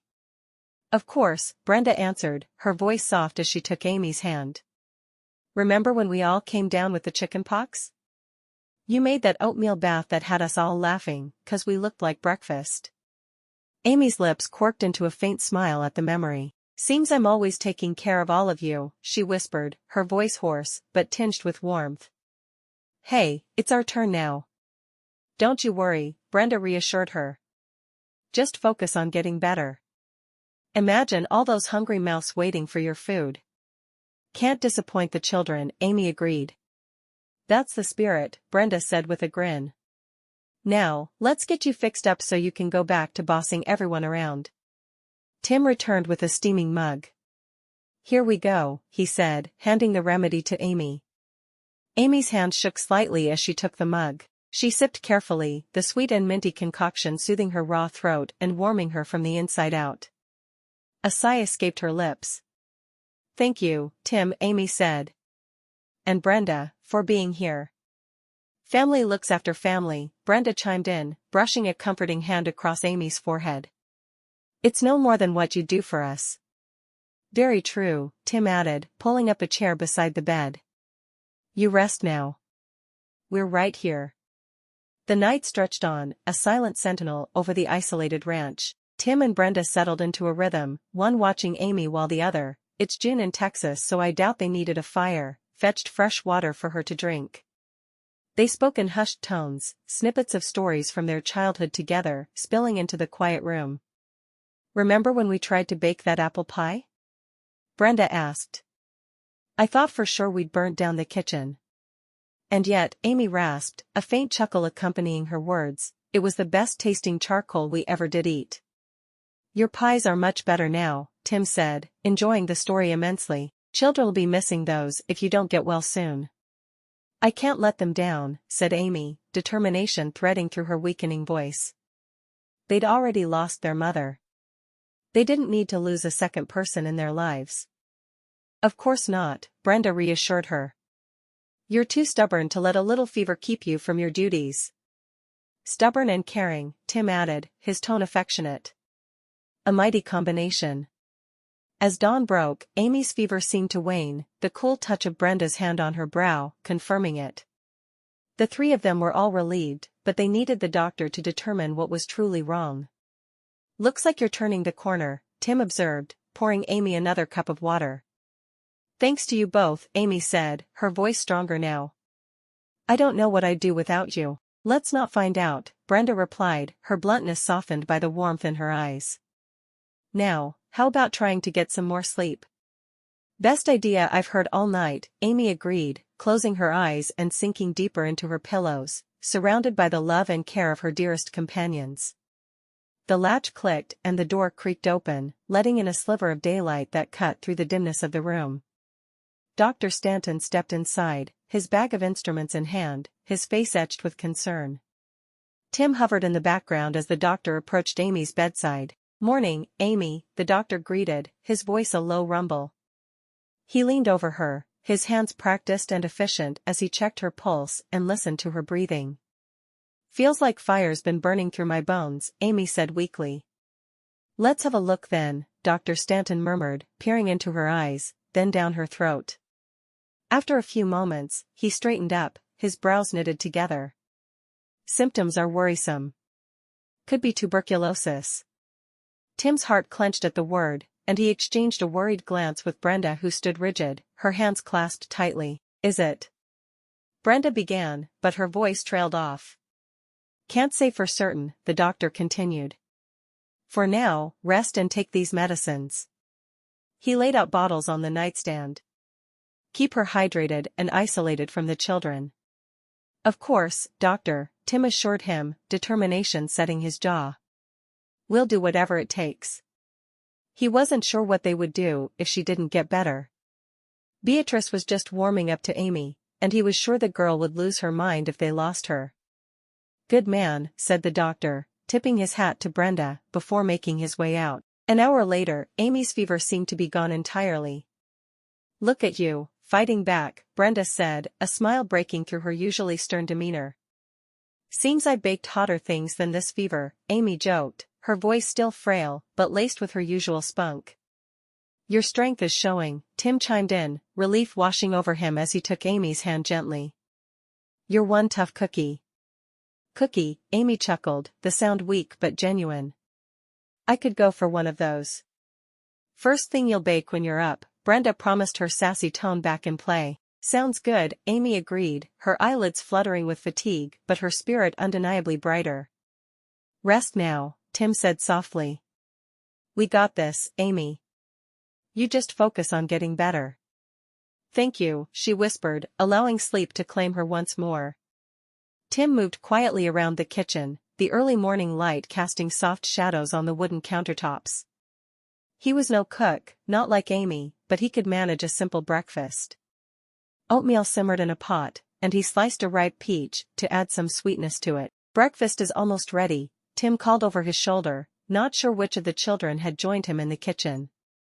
Beatrice frowned. "Why are you cooking?" "Where's Amy?" "We're supposed to make my dress today." Tim shook his head.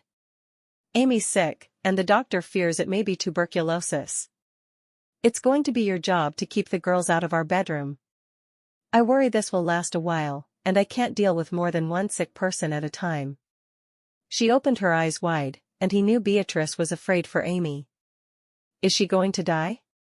"We won't know for a while. She's fighting hard, and the doc isn't sure that's what it is, but we're going to find out.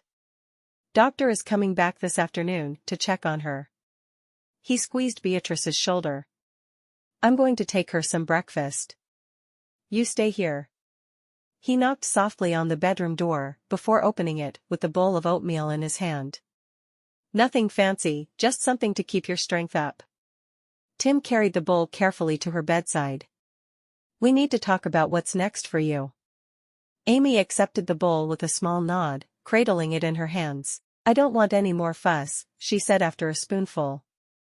"Stubborn as ever," he remarked with a fond smile. "But we can't take chances with your health." "More medicine?" she asked, her brow nodding with concern. "Maybe. Dr. Stanton is going to take another look at you. Just to be sure." Amy nodded, then sighed. "All right, Tim. If you think it's best. I am going to need to milk the cows and gather eggs. I've told Beatrice to keep the little girls out, and Brenda is still here." Tim's hand lingered on hers. "Thank you," she whispered, a grateful smile touching her lips as she took another spoonful of oatmeal, the loving care of her family shining through even in the simplest of gestures. As the day wore on, Tim continued working but checking on Amy every chance he got. Brenda perched at her bedside. The gentle brush of a cool cloth across Amy's forehead was soothing, as Brenda hummed an old tune, the notes dancing lightly around the room. "Can't say I find much joy in the kitchen," Brenda quipped with a smirk, "but I'd bake you 100 pies if it'd make you better faster." Amy chuckled weakly. "I'd get better faster if you could cook lunch and supper." "From what I've heard, Tim isn't much of a cook," she said. "Rest now," Brenda said. "I'll feed them. No need for them catching what you've got." "Miss their laughter," Amy said. "Laughter will fill these walls again soon enough," Brenda assured her, squeezing her hand gently. Hours passed, the room filled with nothing but shared silence and the rustle of pages as Brenda read from a well-worn book. The creak of the door signaled Tim's return, his boots tapping a steady rhythm on the wooden floor. Behind him, Dr. Stanton, his bag in hand, offered a nod of greeting. Amy watched as they approached. "Good news," Dr. Stanton said softly. "It's only bronchitis, which doesn't compare to tuberculosis." You're going to be fine. Bronchitis? Amy repeated, the word foreign yet somehow less frightening than the alternatives. Yes, the doctor confirmed, stowing his stethoscope. Keep up with the remedies. They seem to be doing the trick. A wave of relief washed over Amy, leaving behind a sense of hope as warm and comforting as the morning sun. Thank you, both of you, she said, finding strength in their presence. Nothing to thank us for, Tim replied. You're my wife, and I need you healthy. Get some rest, Brenda said, standing to stretch. You'll need your strength for all those pies you'll be baking. But you're cooking tonight, Amy settled back against the pillows. Brenda made a face as she nodded. I'll cook supper. Beatrice approached Brenda in the kitchen. Where's Amy? Brenda frowned. Didn't your father tell you she was sick? Too sick to cook? Beatrice asked, looking belligerent. For a while, yes, but she will get better. At least the doctor says she will. Can I take her supper to her? Beatrice asked. Brenda shook her head.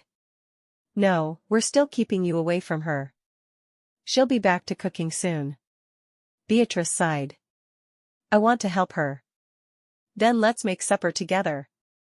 That's a way you can help. I guess. Beatrice followed Brenda's instructions on what to do and thought about how much she preferred cooking with Amy. She was ready for her to be well again. Chapter 12. Timothy's weary eyes fluttered open. The dull ache in his bones was a testament to the backbreaking work that awaited him, as regular as the dawn. He sat up in bed, running a hand through his hair, and allowed himself a solitary moment to acknowledge the weight settling on his shoulders. With practiced movements, Tim swung his legs over the bed's edge. He dressed swiftly in the dim light, pulling on his faded jeans and a shirt that had seen better days. Laundry really needed to be done, but short of asking Brenda for more than he already had, it wasn't going to get done. It was all he could do to keep up with his ranch chores, cook breakfast, convince the kids that Amy was all right, and make sure she ate and took her medicine. He'd had no idea what a strain being a caregiver put on someone. Thankfully, Felicity's mother had been visiting when she took ill, and she'd taken care of her daughter and grandchildren. He stepped outside, feeling the heat and humidity burrow its way inside him. He often thought he should move to somewhere like Montana, to ranch, but it was too cold in the winter there. There was no winning where temperature was concerned. Morning, old girl, he greeted the chestnut mare tied near the barn, her coat gleaming in the new light. Tim scooped feed into troughs, his hands moving with the efficiency born of countless mornings just like this one. His muscles remembered the routine, even if his mind was elsewhere. Pa, you fixed that fence by the creek yet? George called out, emerging from the tool shed with a hammer in hand. Planning on it after I fix breakfast, Tim replied, wiping sweat from his brow with the back of his hand. You want to give me a hand? Sure thing, Pa, George said. He was growing up fast, eager to walk in his father's boots, and Tim couldn't help but feel a surge of paternal pride. As soon as they'd finished breakfast, leaving the dishes for Brenda, they walked the length of the pasture, inspecting the barbed wire. They worked in silent agreement, Tim showing George the ropes while fixing the loose strands that threatened the boundary of their land. Looks good, son, Tim nodded, satisfied with their handiwork. Keep this up, and you'll be running your own place in no time. Hope so, George grinned, the image of youthful optimism. Tim heaved another bale of hay onto the wagon, his muscles protesting as much as his mind. He paused, leaning against the wagon's edge, feeling the rough wood grain press into his palms. Pa, you all right? Asked George, his brow furrowed with concern. Just thinking, Tim replied. His gaze drifted toward the house where Amy lay ill, her nurturing presence sorely missed in every corner of their home. Amy's going to be fine, Pa, George added. Sure, son, Tim said, though the knot in his stomach tightened. Let's get back to work. As the day wore on, chipping away at the endless list of chores, Tim's thoughts were never far from Amy. The livestock fed and watered, fences mended, and yet an important piece was missing. Stepping inside the sweltering heat of the house, Tim found Amy propped up in bed, a shawl wrapped around her thin shoulders. Her breaths came shallow and labored, the sound like rustling dry leaves. She offered him a weak smile, and it struck him how something as simple as breathing could become such an arduous task. "Hey there," he muttered, taking a seat beside her. His large hands felt clumsy as he touched her forehead. "Tim," she whispered, her voice barely audible, "the children. They're fine, Amy. Focus on getting better, all right?" The lines on Tim's face deepened with worry as he watched her struggle for each breath. He knew the ranch demanded his attention, but the thought of leaving her side, even for a moment, twisted his heart with guilt. "Get some rest, Amy. I'll be right outside if you need me," Tim assured her, brushing a stray lock of hair from her forehead. Leaving their room, he closed the door gently behind him. Outside, the ranch sprawled before him, its needs vast and unending. But within those walls, Amy fought a battle that dwarfed all others. "Pa?" George's voice called from the porch. "Coming, son," Tim answered, squaring his shoulders. If the ranch was his legacy, Amy and his children were his lifeblood. And he would find a way to nurture both, no matter the cost. "Pa?" George's voice called again from outside, urgency lacing the word. "Coming, son. Just give me a second." Tim raised his voice in response, then immediately regretted it. He turned back to Amy, his features softening. "I gotta go see what he needs. Will you be all right for a spell?" "Go," she insisted, managing a nod. "The ranch won't run itself." He lingered for a heartbeat longer. With a reluctant sigh, he brushed a kiss on her forehead and stood. As he stepped toward the door, Amy's voice stopped him. "Tim?" "Yeah?" He turned, hope flickering in his chest for reconciliation. "Could you leave the door open?" "Just a little. So, I can at least hear the girls?" "Of course," he said, leaving a slice of daylight breaking into the room. It was a small comfort, but if it helped Amy feel less isolated, he was all for it. "Pa, we need more wire for the fence," George called out. The boy stood by the paddock, with a concerned furrow etched into his brow. "All right," Tim replied, trying to keep the weariness from seeping into his voice. "I'll head into town later and pick some up." "Don't you need to give Amy her medicine?" George asked, hesitant. "Right." The word came out like a sigh. Tim's hand found its way to his hat, lifting it off to run a hand through his hair in frustration. The cattle needed tending, the fences repair, and Amy, his heart clenched at the thought, Amy needed him more than ever. "Maybe Amy's friend Cassandra can help," George suggested tentatively. "Maybe." Tim replaced his hat and nodded. "Morning, Tim," Cassandra greeted with a smile as she wiped her hands on her apron. "You're here awfully early." "Morning, Cassandra," Tim nodded. "Sit down, Tim.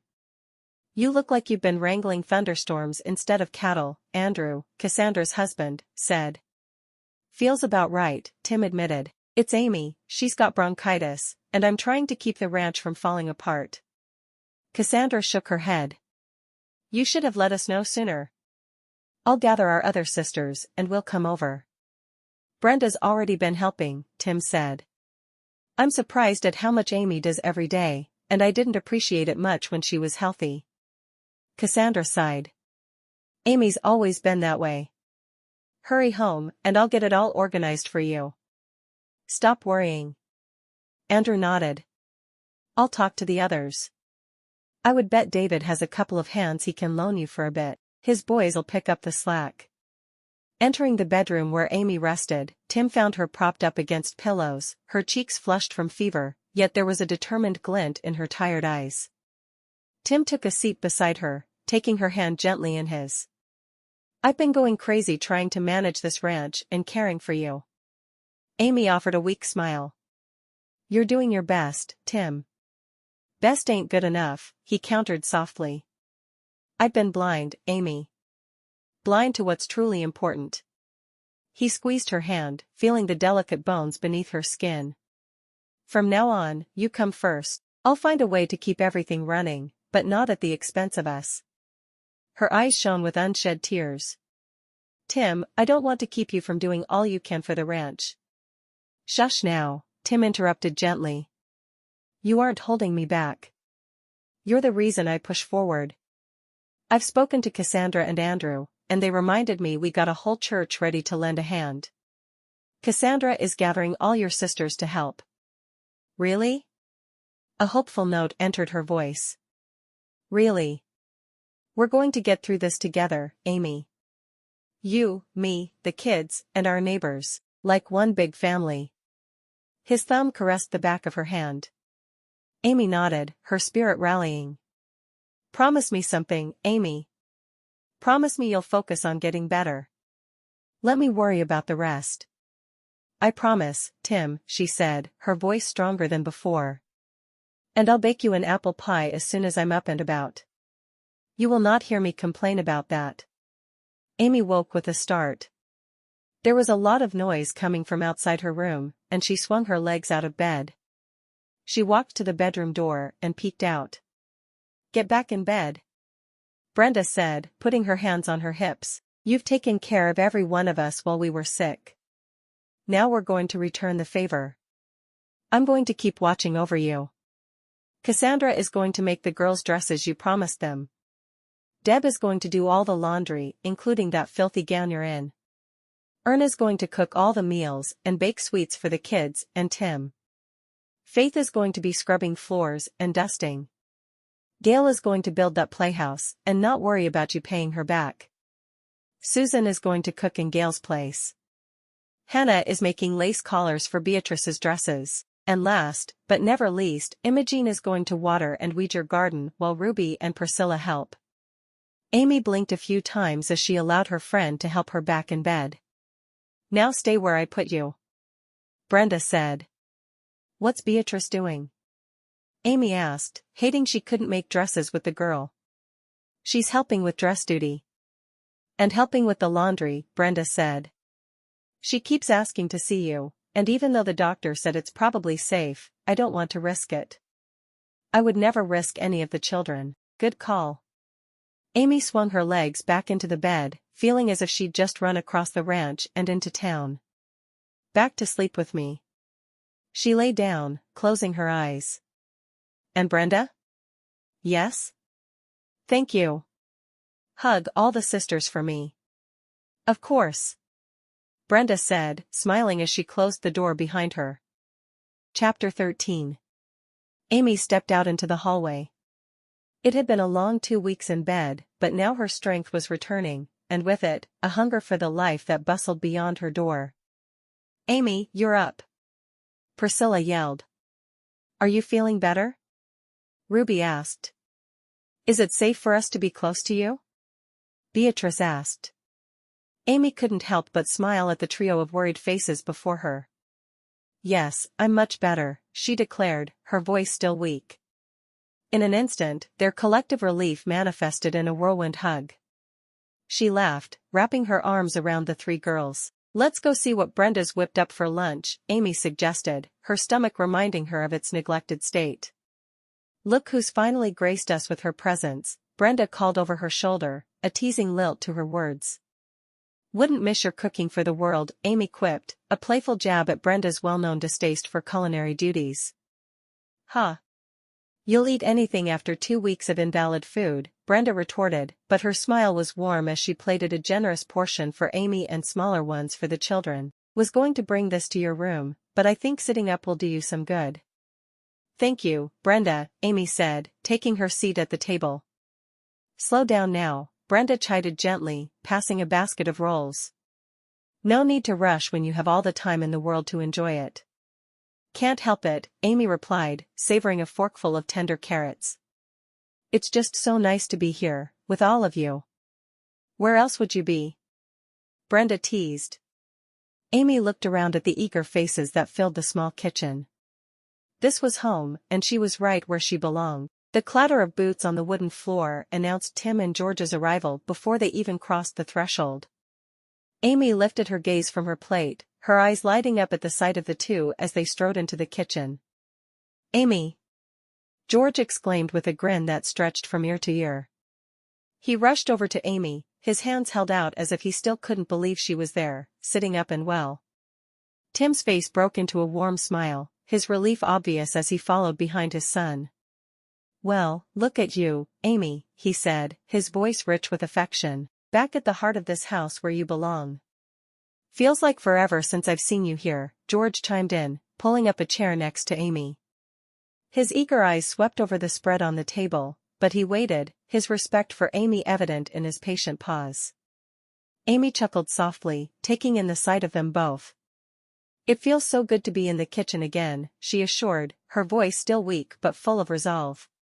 She looked around the room. Not a single speck of dirt anywhere. "You've kept the place just perfect." "Your sister saved my sanity," Tim said, his voice tinged with humor. He reached for a roll, his movements easy and unhurried. "Once I'm up to it," Amy continued, "I'll have all my sisters over for a big meal. It's been too long since we've all been together." "Easy there," Tim cautioned gently. "You need to get your strength back first." "Of course," Amy agreed with a nod. "But it's something to look forward to." As Amy's gaze wandered from the warm faces around her, it landed on the wooden structure outside the window, perched in the boughs of an old oak. "Is that the treehouse?" she asked. She felt like she'd missed years of her family's lives, and not just 2 weeks. "Yes," Brenda said from across the table, "the girls have been dying to show you their dresses too." "I can't wait to see," she said, though her body sagged slightly. Brenda caught the subtle droop of Amy's shoulders and clucked her tongue. "You aren't strong enough yet. Give it time." From the corner of her eye, Amy noticed George. The boy was watching her intently. His concern touched her deeply, but before she could offer words of reassurance, Tim's hearty laughter filled the room, drawing her attention. "Your face, George." Tim laughed, nudging his son gently. "You'd think Amy was a ghost the way you're staring." George's cheeks flushed, but he smiled. "Can't blame him," Amy joked. "It's been a spell since I've joined y'all like this." "True enough," Tim said, still smiling. The meal continued, and Amy was so happy to be able to be a part of it. But as the minutes ticked by, her energy waned, and soon, the simple act of keeping her eyes open became a battle. With gentle insistence from Brenda, Amy conceded, allowing herself to be helped back to bed. The moment her head touched the pillow, fatigue threatened to pull her under, but Brenda's voice cut through the haze. "Now, don't you go falling asleep just yet," she warned, the door clicking shut behind her. "The girls and I have a surprise cooked up for you." "Surprise?" Amy said, curiosity flickering. She propped herself against the pillows, determined to stay awake. The thought of what the girls had planned brought a fragile spark of anticipation to her chest, a soft glow in the quiet of her room. Amy blinked back the heaviness in her eyelids as she sat upright, propped by a mound of pillows. She resisted the pull of sleep with every ounce of will she possessed. The murmurs and giggles from beyond the door piqued her curiosity. Stay awake," she whispered to herself, a mantra to fend off the encroaching slumber. The door creaked open, and a parade of excitement spilled into the room. One by one, the girls twirled in, each adorned in a new dress. "Look, Amy," Priscilla said, spinning so her skirts flared out like petals on a blooming flower. "It's pink. And mine has lace. Hannah even taught me how to make lace myself." Beatrice told her, her hands skimming over the delicate trim with reverence. "Do you think it's as red as a ruby?" Ruby asked. With each presentation, Amy clapped and praised, her fatigue all but forgotten amidst girls, gowns, and giggles. She saw how they basked in her attention, these girls who had become her daughters, and felt her heart swell with a love that was both fierce and tender. "All of you look beautiful," Amy said. "We love them," Priscilla said. "And we learned so much as Cassandra taught us to sew them." "Missed you lots," Beatrice said warmly. Amy thought maybe, just maybe, she and Beatrice would be able to get along better now. Amy eased herself back against the pillows. Life, with all its simple pleasures, felt whole again. "Thank you all for showing me," she said. A shadow fell across the quilt as Beatrice perched beside her. The girl, usually a tempest of bottled emotions, sat silent, watching Amy with an intensity that seemed to weigh her down. "Beatrice?" Amy's brow creased with concern, catching a shimmer in the young girl's eye. Beatrice said, I want to say something. Go on, Amy encouraged, curious about what stirred behind those troubled eyes. Beatrice took a deep breath. I'm really thankful for you, Amy, she confessed, for coming to live with us. She fiddled with the edge of Amy's blanket, not meeting her gaze. You're a wonderful ma. Better than I ever thought we could have again. Amy reached out, resting her hand over Beatrice's. Their fingers intertwined, bridging the gap of past misunderstandings. Thank you, Beatrice, Amy replied, her throat tightening with emotion. And I'm sorry, Beatrice continued, a lone tear slipping down her cheek, for the way I've treated you. You've been nothing but kind. I have a feeling I'd have felt the same way you did if I'd lost my mother. Well, if I'd known my mother before losing her, Amy said. Chapter 14. Tim gently assisted Amy into the two-seat buggy. He climbed up beside her, taking the reins in his hands, with practiced ease.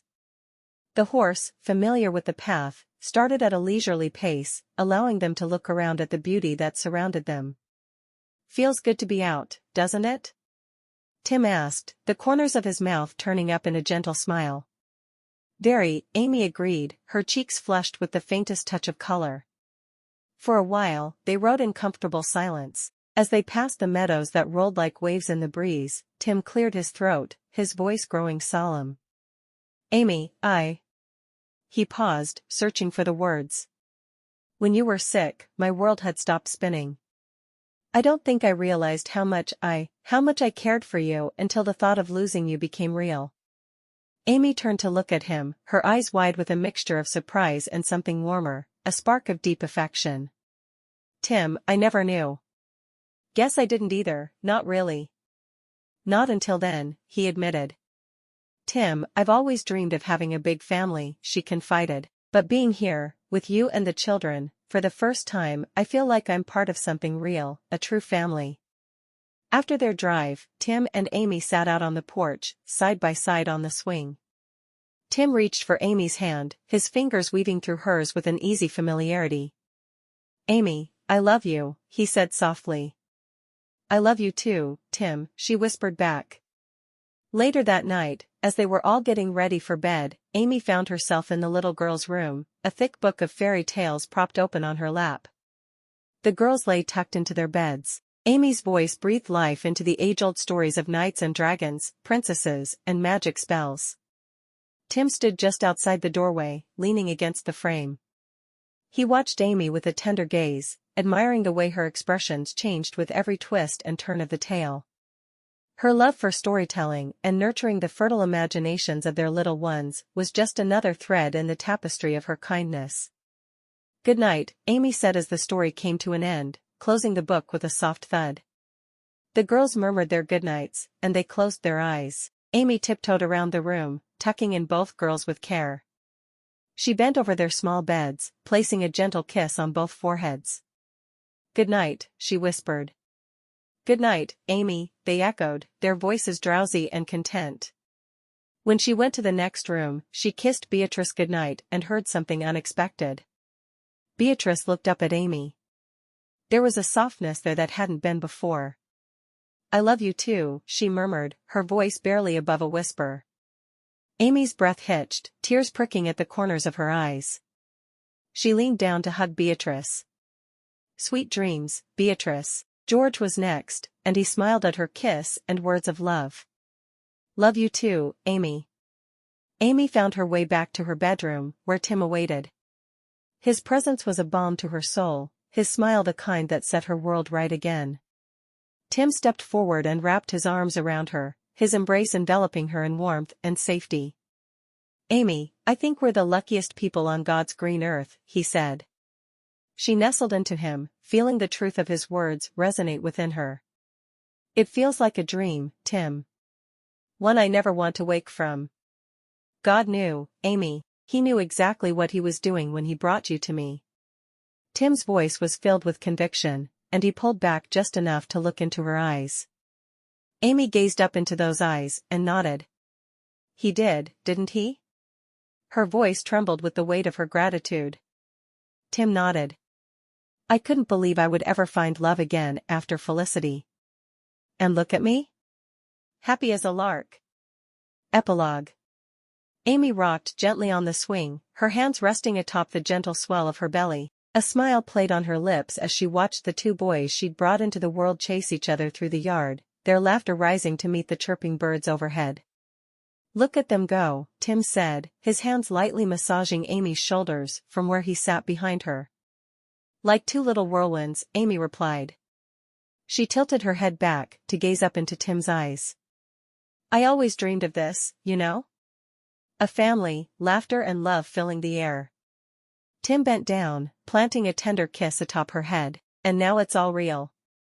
As they watched, Ruby and Priscilla hurried over to their twin brothers, Jake and Luke.